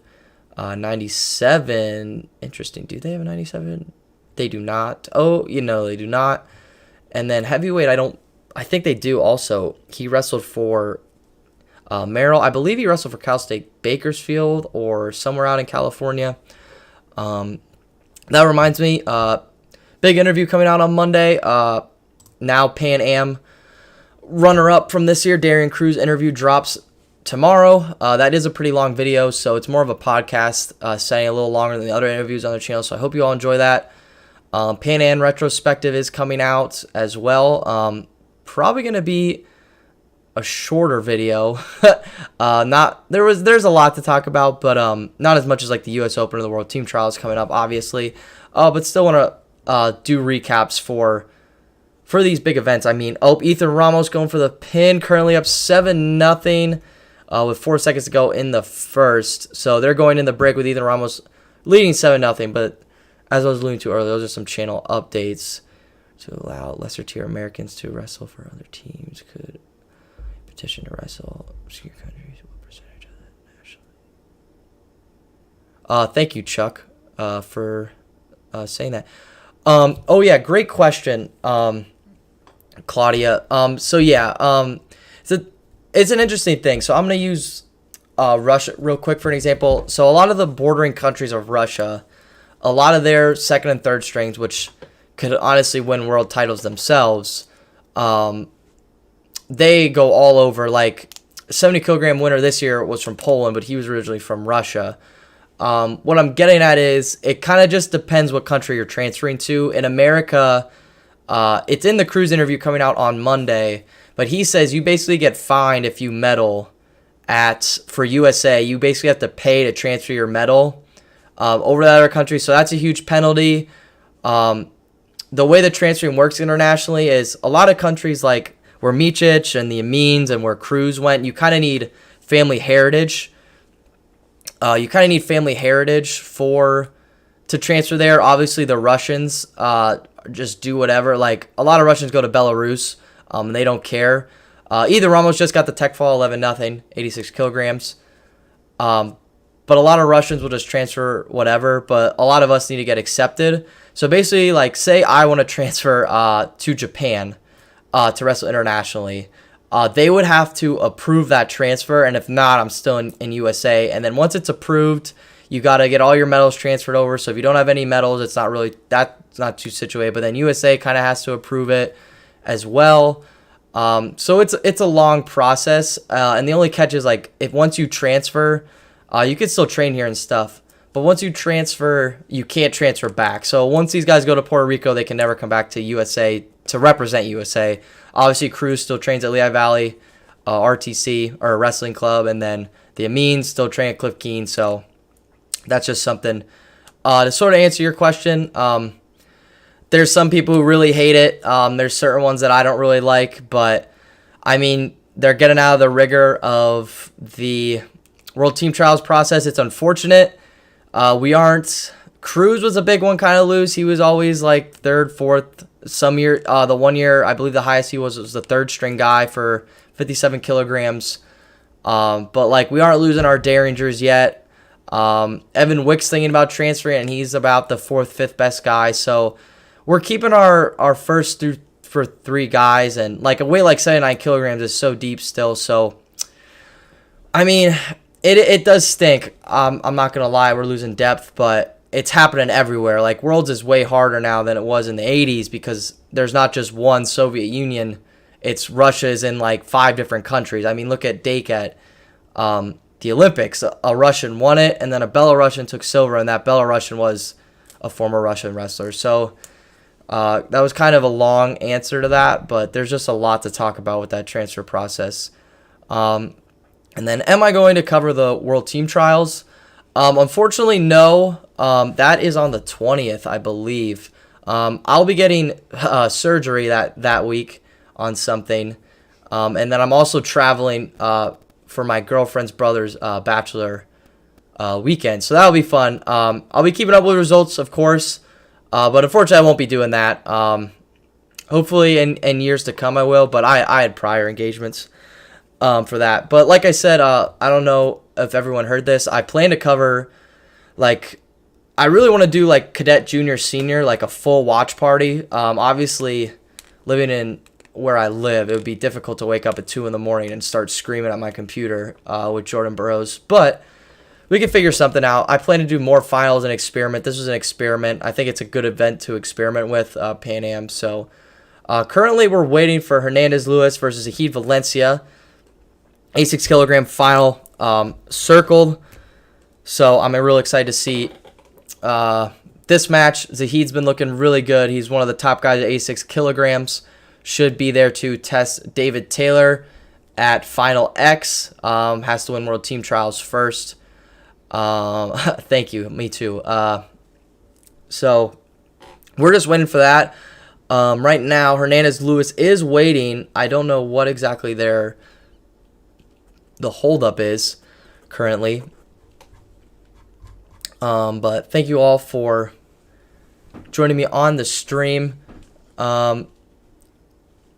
Yeah, for people who've missed it, our Greco and girls team have been doing great. Currently in our finals, guys have been doing great. We had Gilman versus Cruz to do a recap before this starts. Gilman, first period tech fall over former USA wrestler Darian Cruz, wrestling now for Puerto Rico, won 11-0. Day and Fix came out swinging with a huge bang over Sloan of Canada. Absolutely dominated that match and dominated the whole bracket to Pan-am gold. McKenna versus Rivera was a little competitive the first minute. And then McKenna got a bow down single leg for 4. And then leg lace to end that match really fast after the first minute. I wanted to see that match go a little longer, but McKenna is a dog in freestyle. And Rivera will get there. I mean, he has a repechage win from Worlds last year. And then 70 kilograms, the Canadian Lapato won, only non-final to have a USA wrestler in it. With that said, Zane Rutherford did weigh in, but he did not compete. So our weight did qualify since he weighed in at the Continental Tournament, but he got sick. So I hope he's all right. Hope everything gets resolved there. But it was cool to see Brazil versus Canada wrestle for their only gold, and Canada got their gold here. And then Kyle Dake versus Gomez was entertaining. Dake would still win 10-1, but Gomez put up a good fight. Definitely showed that he was a veteran for sure. But now we're waiting for the 86 kilogram gold medal match. Hernandez Lewis, who beat Ethan Ramos, your bronze medalist at 86 kilogram, one of your bronze medalists, 86 kilograms, 10-10. Crazy match, one of the best matches of the Sunday session. And now we have, and now they are coming out. So here we go. I finally get to announce again. Fun fact, if you haven't noticed, announcing is one of my dream jobs. So basically, if I can be like a Shane Sparks, I'd probably die a happy man. I'd die a happy man now, but like I'd be super happy. But here we go. 5 minutes in, we have Zahid Valencia versus Hernandez Lewis for the 86 kilogram gold medal match at Pan-Am Championships. Zahid Valencia had quite the tournament, tech falling his way to the finals. Hernandez Lewis, as I said, one of Cuba's finalists, first of their 2 finalists at 86 kilograms, and then at 97 kilograms, they also have a representatives. We are going to skip 92 kilograms after this because Jaden Cox wrestled yesterday. 79 kilograms and 92 wrestled yesterday. But here we go. We have all the Olympic weights and a couple non-Olympic weights. 86 kilograms for sure Olympic weight. Zahid Valencia with the far side ankle pick. Wow, Hernandez Lou with the defense. They're fighting on the edge. Oh my goodness. I have no idea. Oh, and I can't believe there was no push out there. Hernandez Lewis with the very, very close push out on the shot defense. But Zahid Valencia did urge the will to not go out of bounds. We are back in center. No points scored. I think someone's going on the shot clock. They're putting Hernandez Lewis on the shot clock. Probably due to Zahid taking the only shot in the match. Even though Hernandez Lewis is controlling center. 4:50 to go. Only one passivity given, so no one is on the shot clock yet. Yeah, hopefully Zahid passes a drug test if he gets tested again. Good point. That did ruin his chances for a little bit. Speaking of that, Kamal Bey is back. He was at the U.S. Open, and man, that dude just makes greco-roman so much more fun to, no offense, makes greco-roman really fun to watch. That dude is a gunslinger. He didn't fail a drug test, but he failed like his, I don't know. There's like a certain test they do where they have to be in a certain spot. I'd have to look it up, but back to our 86 kilogram final, 4:20 to go in the match, a minute 20 to go in the first period. Hernandez Lewis about to go on the shot clock. He's going on the shot clock here. He has to score or give up the first point, and Zahid Valencia will score the first point in the match. There's currently a stoppage here. And we are back on Hernandez Lewis on the shot clock. 27 seconds to go in his shot clock. A minute 13 to go in the first period. Zahid Valencia pushing Oh, we got fingers. First finger lock of the tournament. Classic. Oh, Zahid Valencia with the fake. Nothing there. Oh, another stoppage. Poke. Oh, wow. Oh, wow. So Hernandez Lou poked Valencia in the eye and got a caution. Caution and 1. So Valencia is winning 1-0 with 15 seconds still left on the shot clock. So it could be 2-0 if Hernandez Lou does not score here, which is less than ideal. I can't believe that. It looked very intentional, but he already got warned for locking the fingers. So that might be why they dinged him for the unintentional. See Valencia really pushed him towards that edge, snapping down with all his body weight, trying to get a point here, and this would be grounded. Oh, no. Oh, wow. I would challenge if I was... Nope. What are they going to call here? Oh, they're giving Hernandez Lou the 1 point right as the shot clock expired. So he is winning right now 1-1 on criteria. I think they're... Oh, no. They gave... Okay, yeah. So the shot clock did expire. So it is 2-1. So shot clock expired, made it 2-0. Then there was the push out. So Hernandez is down 2-1. This is a fun match so far. I sort of expected this. I didn't expect it to be this close. But Valencia's really pushing the pace. Hernandez is showing his 86 kilogram strength right now. 3:45 to go in the match. Zahid with a fake. 4:8 to go in the first period. Hernandez controlling inside tie. Zahid getting in this inside tie now on the top of the head, pulling it down. Valencia is pushing forward, doing his signature snap down to his knees to look for a shot to a low ankle. Hernandez is not having it. Hernandez gets an underhook, is thumb blocking now, trying not to go too far back. On the top of the head now. Hernandez did get in on a shot, but Valencia with the front head. Tight front head. 13 to go in the first period. Oh, Valencia with the go behind. Nothing. Wow, Hernandez Lou is an athletic 86 kilogram, ladies and gentlemen. He just fought off a swarm of attacks. He is really good at fighting on the edge. Still 2-1 here. Zahid Valencia going into the break. 3 minutes to go in the match. Mark Perry in the corner of Zahid Valencia. Really entertaining match so far, 86 kilogram. Let's see what kind of adjustments Zahid makes after the break, having one of the best freestyle wrestling coaches in the corner, Mark Perry. And then let's take a look on Hernandez Lewis, having a Cuban. Cubans are obviously very good at the style, maybe a little bit better in Greco, but Hernandez Lewis's path, he had a 2:10 11-0 tech fall over Argentina, and then a 10-0 tech fall over Bulgaria, and then obviously the 10-10 over Ethan Ramos. And we are back. 3 minutes to go here with Zahid Valencia winning 2-1 in on a low ankle pick coming out the crotch. Zahid Valencia here trying to get it. Trying to get the takedown here. Coming out the... He cleared the leg. He is getting it sort of in a double position, but Ethan Ramos is keeping a body lock. No points awarded yet. I think they just put up 2, and that is 2. Currently 4-1. Zahid Valencia on top, working parterre here. Not working much. They might bring him up here soon. 2:20 to go in the second period. Will Zahid Valencia start to pour it on here? I guess we will find out here. Zahid Valencia is still snapping like crazy. Not Ethan Ramos. Hernandez with a tight front headlock. Can he capitalize here to make it 4-3? Nope. Goes to jump over, but releases a lot of pressure. Zahid is holding on to that wrist extremely hard. 4-1 here. 2 minutes to go. Hernandez is putting up quite a fight here. I will say that right now. Hernandez pushing Zahid. Nothing going on here. This is fun to watch. A match go the full distance for USA. Someone to actually push. Right now, Cuba is really pushing here. Hernandez with the outside ties. Trying not to back up too much. Zahid looks a little fatigued, but as I say, that gets a nice snap.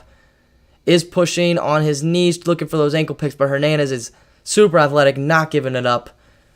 Controlling the wrist here for Hernandez as Zahid has a collar. has a front head collar. Now they're back up on their feet with 1:16 to go, ladies and gentlemen. Hernandez on top of the head. Control and wrist. Zahid with a high crotch. Nothing there. Minute to go. Can Hernandez get something together? He's going to need more than just a takedown. He's going to need a takedown on a turn or obviously a 4. Hernandez has not taken too many shot attempts, trying to capitalize on Zahid. Zahid is a little fatigued, so I don't know if he's going to get those shots, but Zahid does take nice, crisp shots, so I don't know if Hernandez is going to be able to capitalize. He is getting nice sprawls, but he's not getting into his front headlock, which he is very good in. Speaking on Hernandez's part, Zahid Valencia is pushing. Nothing. Oh, goes for the slide by. Zahid might just be trying to hold on to Lee. He's doing his snaps and go to a knee, but Hernandez is trying to get to a slide by here to get behind. 26 seconds to go. Hernandez is going to have to push. Zahid is getting to his snaps on his knee, so he's not going to be able to push him out here. He's going to need more than a push out anyway. 17 seconds to go. Can Zahid hold on to his lead to win 4-1. Hernandez getting inside control, just pushing. Goes for a duck attempt. Nothing there. 9 seconds. He's going towards the edge. Hernandez pushing. Nice slide by, but Hernandez a lot of the match would get a slide by attempt and then just stand up. He would not capitalize on it, but that's another champ for you. 86 kilogram Pan-Am champion over Cubas Hernandez. Zahid Valencia, ladies and gentlemen, your 86 kilogram gold medalist at the Pan-Am Games. That was a fun match for sure. I'm kind of glad I said I circled that one because I was excited to see that one. Hernandez definitely put it up. Hernandez is definitely very, very tired, winning 4-1 there, but Cuba walks away with a silver medal. America walks home with another gold. So let's see what we got here. Do you see any of Kenny Monday's range / style in Zahid? Little bit. I think Zahid's a little bit more unique. He's a very aggressive, lanky wrestler, which I think really fits into him. Like, just those snaps and head pulls to singles is really incredible in my opinion. He's a tough wrestler to fight. At the U.S. trials, Mark Hall will be the ones, he will be the 2. So they're separate sides. Zahid has had Mark Hall's number bad in international wrestling. But we're moving to the 97 kilogram bronze medal match right now. So if you want to get your questions in, get them in now, because we have Perez Souza versus Dominican Republic versus Canada's Ronha, who Kyle Snyder both beat these wrestlers in dramatic fashion. Kyle Snyder has been looking super offensive this tournament. And in that 97 kilogram finals, we will have Torres of Cuba versus Snyder of USA, which could be another match. If Cuba did not prove that to us in the last match, they can push some of our American wrestlers. The only thing about Cuba is it's a lot of just older guys. They've been wrestling for a very long time, and they just don't have the young power coming up, it seems like. But in an international power, I don't want to say powerhouse, country like Cuba, sometimes they hide that stuff, so who knows what they really have coming up. But they are facing a lot of trouble now with a lot of their guys fleeing, so that does not help at all with their cause. So right now, Perez Souza of Dominican up 2-0 over Canada. 2 quick push-outs there.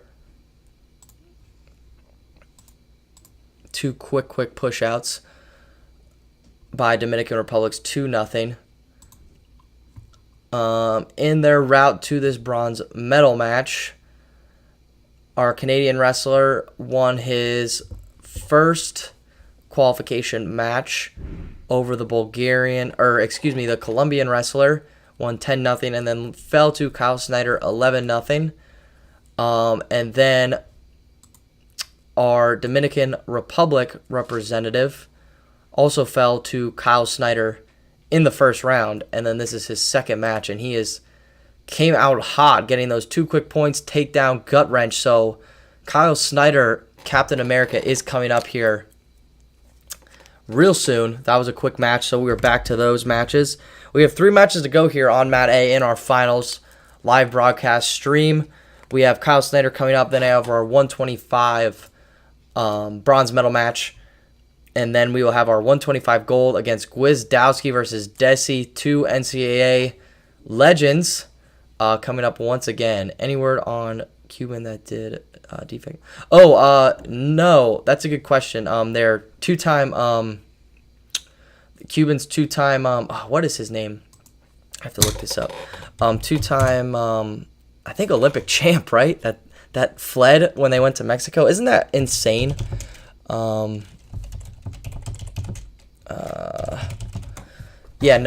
word on him. I know he is, fled the country, which is crazy to think that we have it good here.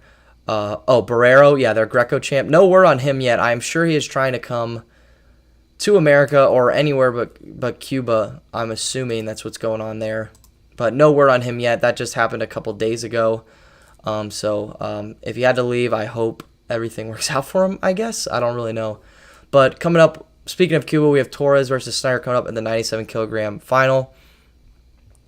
Is RBWay Wrestling in the World Team Trials? So he was on Bashramania, and he said no, he will not be in the World Team Trials. However, with that said, he will be, he's going to wrestle, I think, overseas in Turkey with Aaron Brooks, like right before the college season, which is interesting to me. And then he is going to, he plans on wrestling World Team Trials, after he's done with wrestling. He's going to wrestle till at least 2024 and then I believe fight. So, RBY has not wrestled a lot of freestyle in college. But similar to his teammate Staraki, he's won a ton of stuff in high school. So he is very good in freestyle. I remember he wrestled in a flow card and really dominated Jack Mueller, who is really good in freestyle in his own right.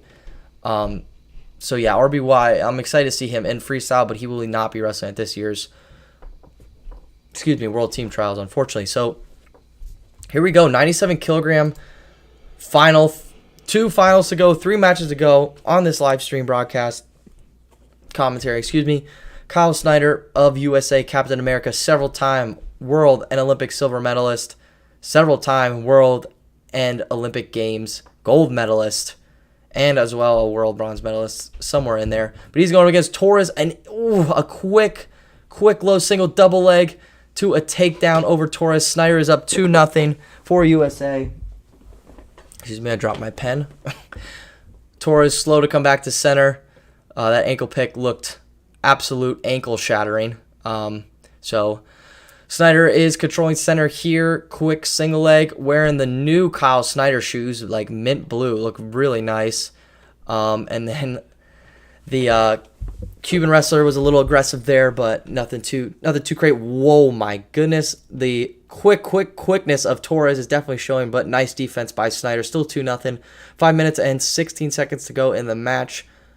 About 2 minutes to go. 2 minutes and 10 seconds to go in the second period. Kyle Snyder controlling center. Torres really trying not to tie up with Kyle Snyder right now, which is an interesting, probably a good strategy. Oh my goodness. Nice thumb block to head snap for Kyle Snyder. Can't capitalize on it yet. Torres is showing his athleticism. I think they're going to get stalemate here. Not a lot of movement with about 1:48 to go here in the first period. Still 2-0. Kyle Snyder really controlling center. Working on getting inside control. Torres not really trying to tie up here. Torres snap by there. Post off. Yeah, Torres is not trying to control. He's starting to get verbally warned, it looked like. Nice double leg by Torres, and he takes him out of bounds. No continuation single, but Torres does draw his first blood of the match. It is 2-1 now. Kyle Snyder still in the lead. 4 minutes 29 to go in the match. Minute to 29 to go. Right now, Kyle Snyder working on inside control. He is definitely wearing on his neck. That is for sure. In goes on for a high crotch attempt. Nothing there. Far high crotch attempt. Nothing there for Kyle Snyder. Torres still working, getting close to the edge. Kyle Snyder's working that lefty underhook and gets a push out. So that is 1 point, Kyle Snyder. It is 3-1 red. Snyder in the red. Torres in the blue. Torres looking a little fatigued already with a minute to go in this period. Not good when you're going up against American. Kyle Snyder is pushing the pace. My girlfriend is a huge Kyle Snyder fan. She's making faces. She's listening to me, but not watching. She's loving it. Kyle Snyder with a quick takedown out of bounds on the continuation. That makes it 5-1 with 52 to go. The Cuban coach is not happy on Torres right now, rightfully so. Kyle Snyder looking good as America. Oh, my goodness. What was that? So what happened there? They blew the whistle, and Torres looked like he didn't know what was going on. Kyle Snyder pushed him right out of bounds, and then Torres complained. They did not put up the 1. I'm guessing Torres might have got poked in the eye or said something to stop the clock. But Torres is looking real fatigued. Oh, my goodness. Snyder in on the legs quick again. Another 2 on the edge.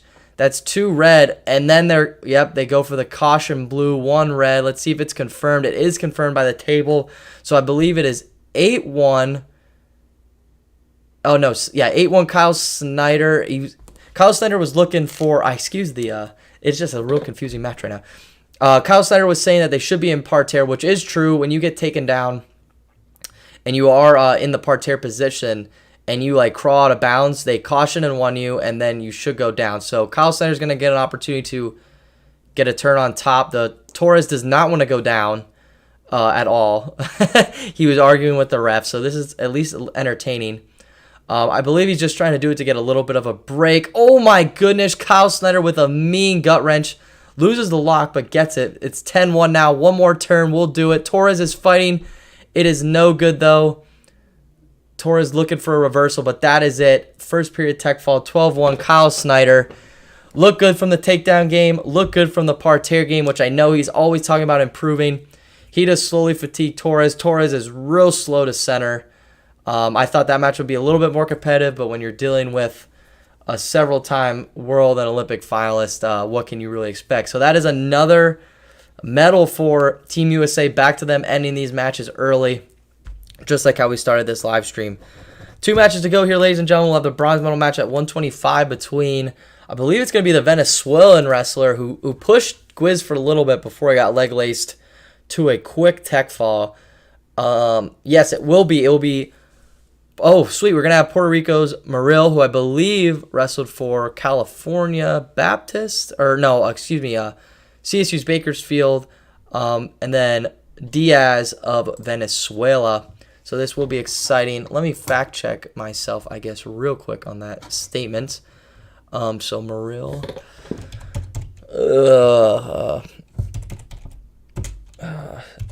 CSU. Is that his name? I don't know. This is great radio. At least you can see me struggle on the camera. So that is the bronze medal match at 125. And then Gwizdowski will Charles E. Murrill, an American philanthropist. Wow, that was bad. You all know what I'm saying, though. Let's type in wrestling. Charles Murrill, United World Wrestling. I'm not seeing anything. Maybe he is from Puerto Rico. For some reason, I thought he wrestled for... Oh, no. What is this? I don't know. I don't know what's going on. But, all right. So, we have Murrill of Puerto Rico going at Diaz for the 125 bronze medal here. Puerto Rico, definitely the second best team here at the Pan-Am Games, which is really exciting to say. Yeah, Snyder is a monster. Absolute beast. So while we're watching the bronze medal match, let's talk about some of our finals for those who might have joined us late. Obviously, Gilman versus Cruz. Gilman with the early decision. Excuse me. Fix over Sloan, absolutely crushing that match.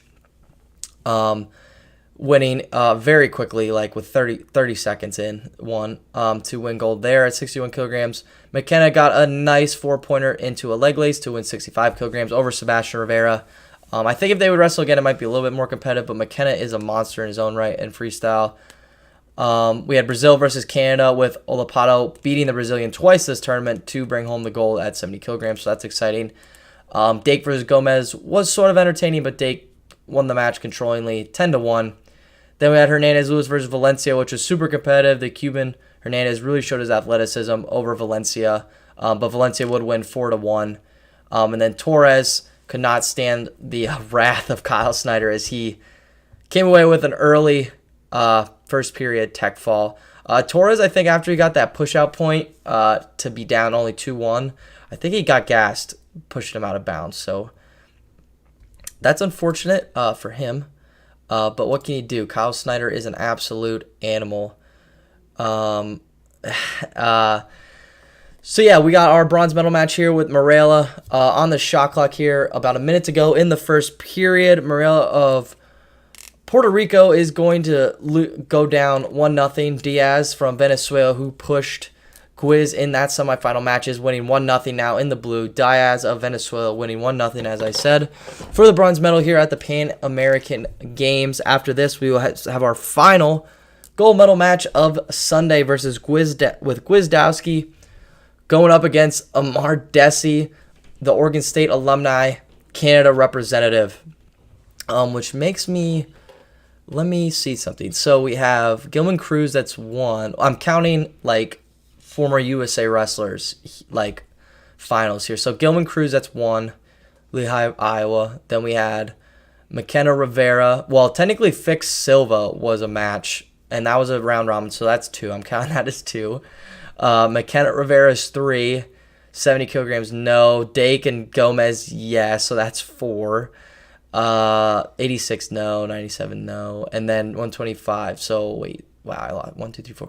So 5 of these finals today. 5 of the 8 finals were America versus America in a sense, I guess.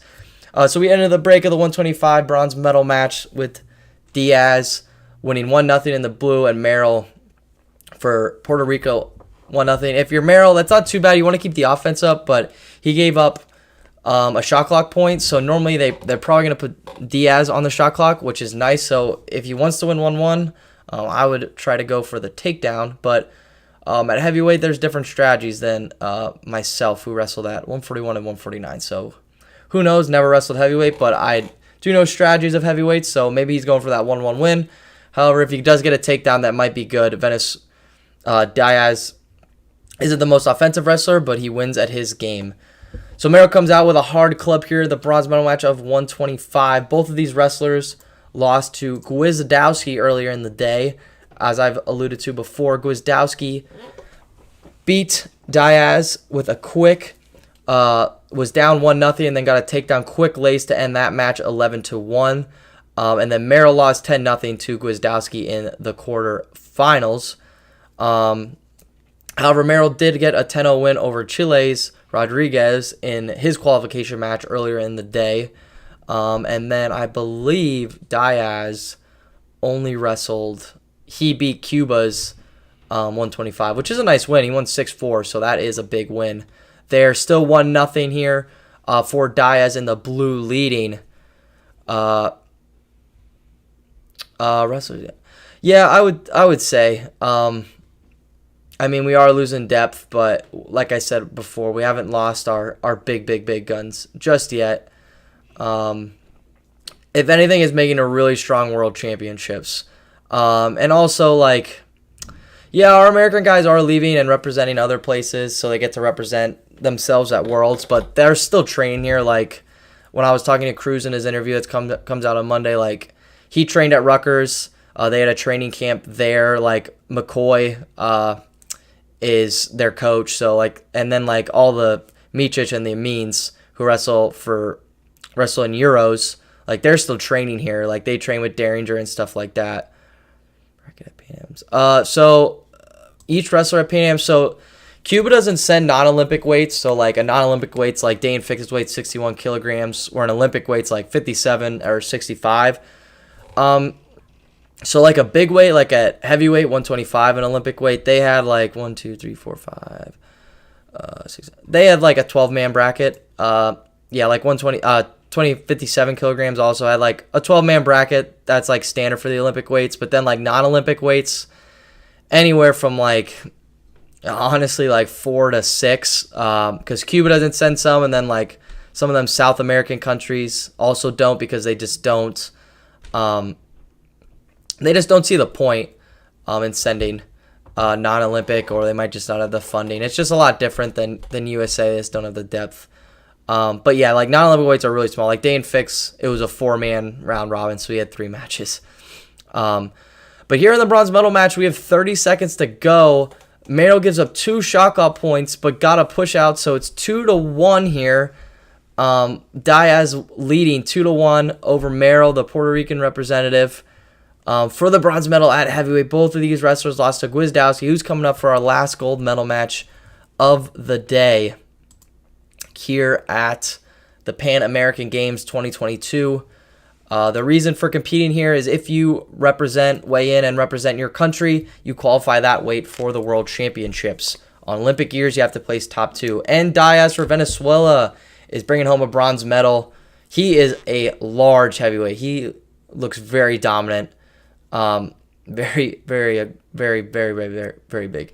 So Venezuela brings home the bronze medal. He is pumped. They got some fans in the stands here.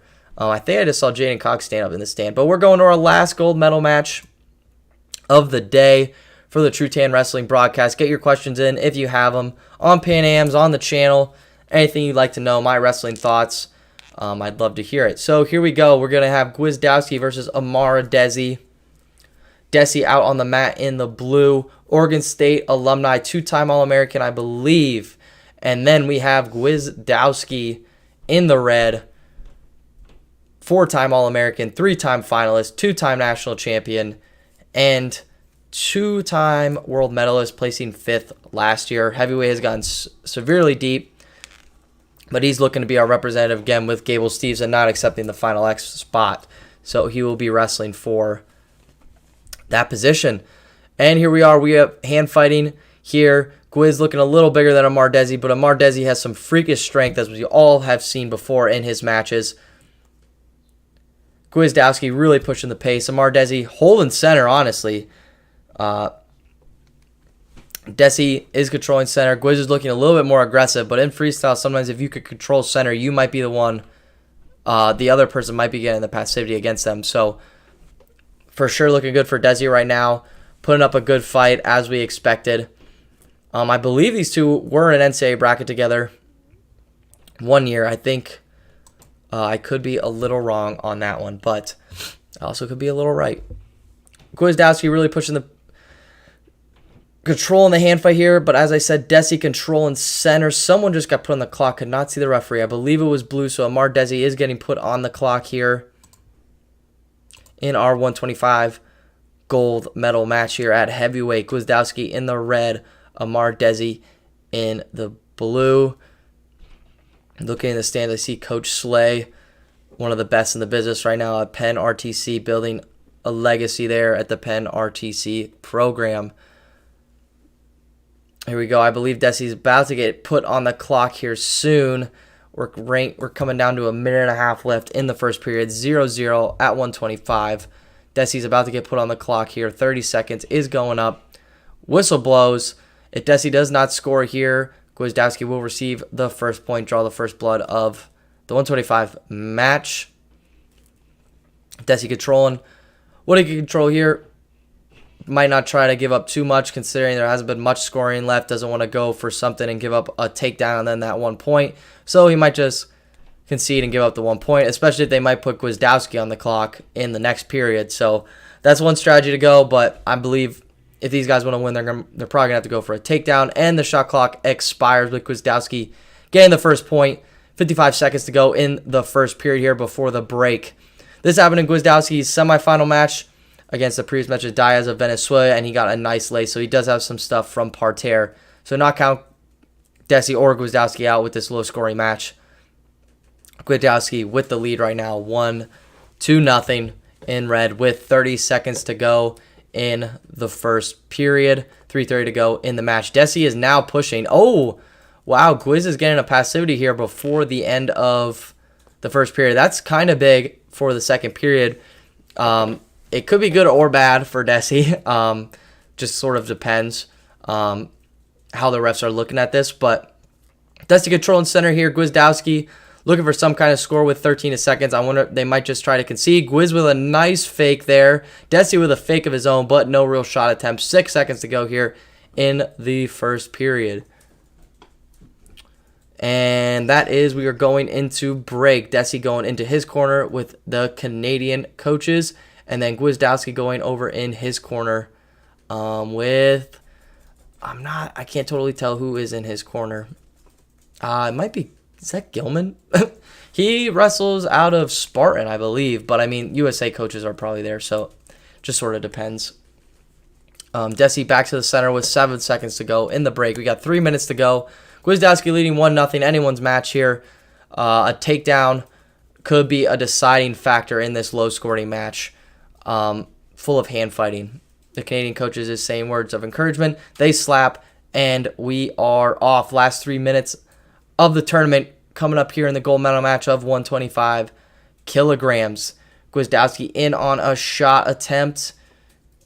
Desi pushing away. And I believe we might get a stalemate call here.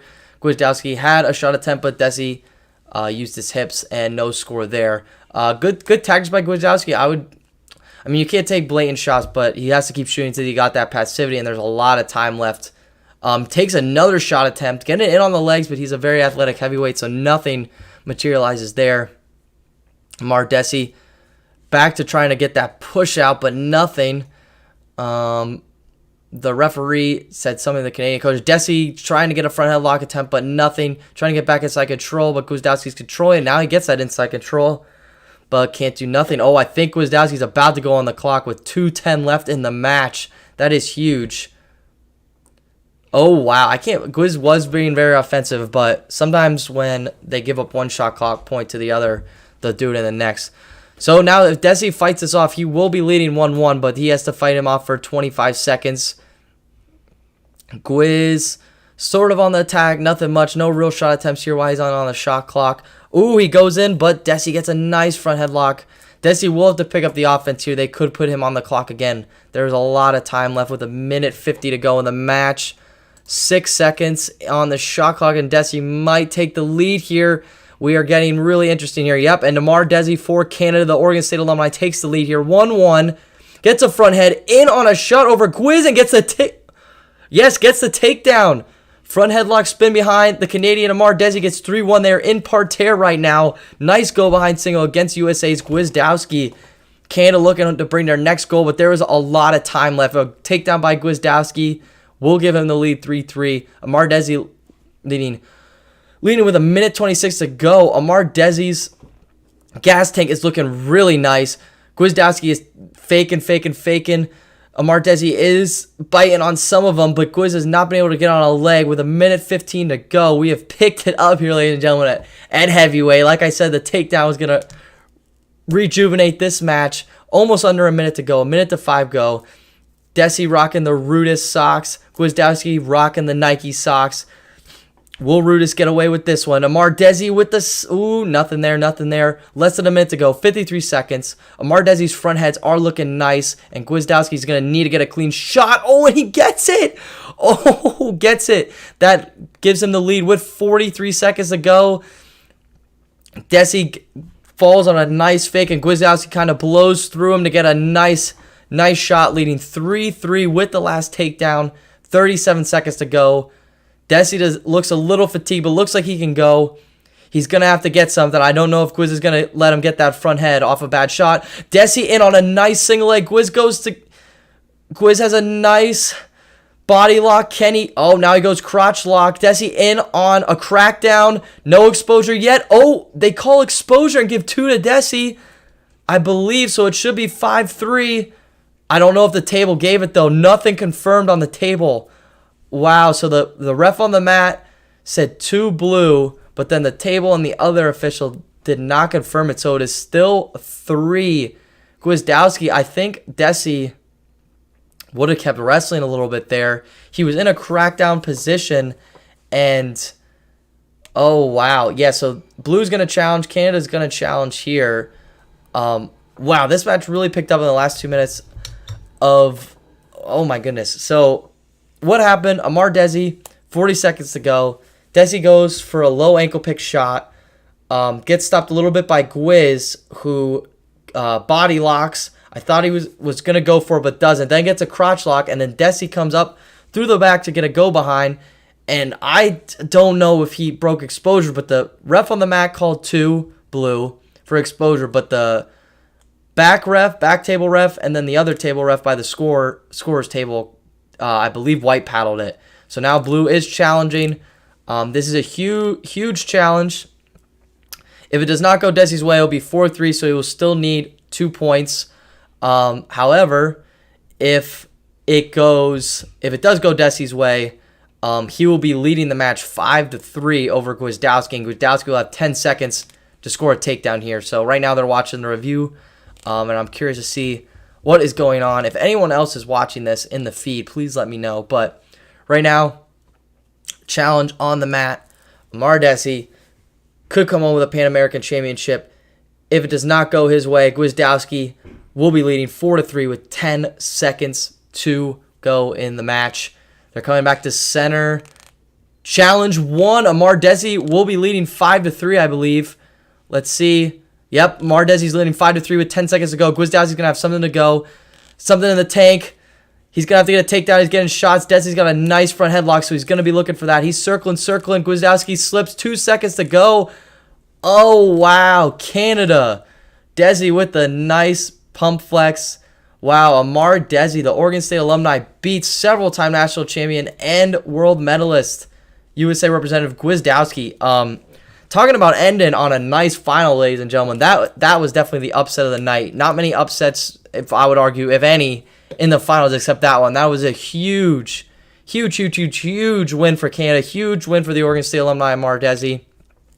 He looked good at the Rudis card. He looked good here. That was massive for him. It's going to be massive for seeding, honestly, in a loaded field. Desi's been looking for a nice win like that on the international scene, and he got it to win the Pan American Championships at 125 kilograms. So, with that, that is our finals, ladies and gentlemen, for the Pan American Games. Yeah, definitely going to miss Gable Dan Stevenson for sure. For a second, I thought he was going to take the Final X spot for us, but nonetheless, he did not take that. So with that, ladies and gentlemen, that was the Pan American Games Championships. I had a lot of fun commenting on them. Like I said, I plan to do more stuff. Yeah, I will recap here real quick. Justin Portillo just wants to do a recap. I will be making a recap video, just so you all know. That should be out Tuesday, I believe. So I'm going to get cracking on that script and everything like that.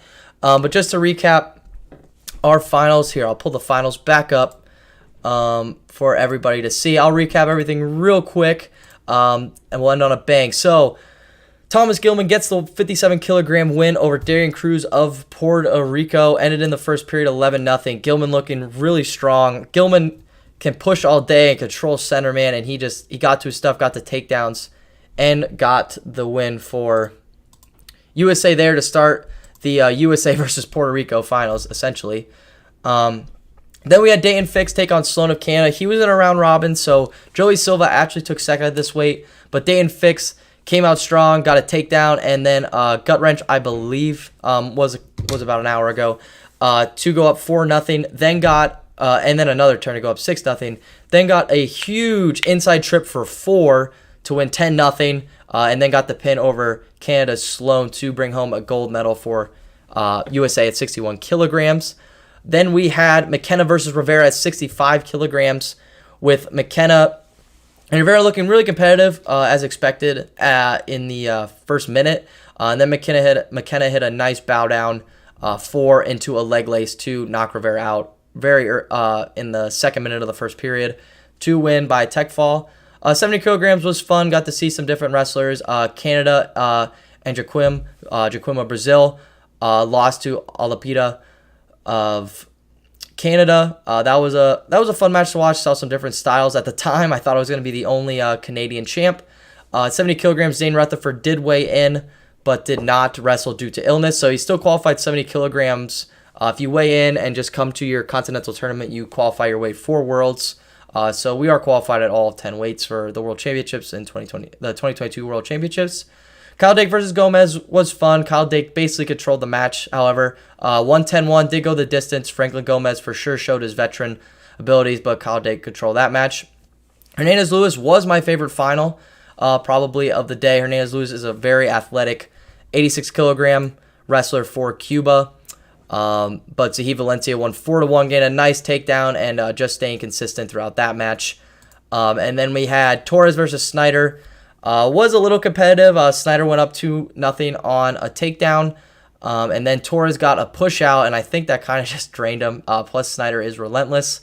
and Snyder would win that match 11-1 tech fall. Looked nice on takedowns and got some nice parterre action in that I know he's always working on, that he talks about in his interviews. And then to end us off, we ended on a really, really good note. Nick Gwizdowski versus Amar Desi. Desi gives up the first shot clock point early in the match. No offense, typical heavyweight, just a 1-0 match. Going into the second, not much action, a lot of hand fighting. Gwiz comes out really hot, but got put on the shot clock still. And then Desi takes the lead 1-1. And then Desi gets a nice front headlock, go behind, like ankle pick, to go up 3-1. Gwiz gets a takedown, sort of like a fake to a double, or low ankle pick double, sort of, to go up 3-3. And then Desi gets an ankle pick.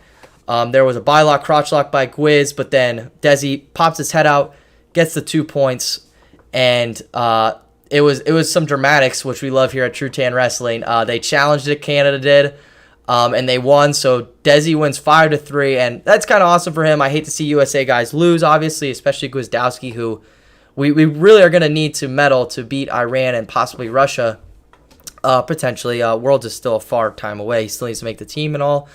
But it's good to see Desi because he's been cracking along, and he's an Oregon State guy, and it's cool to see Oregon State start to have success again for sure.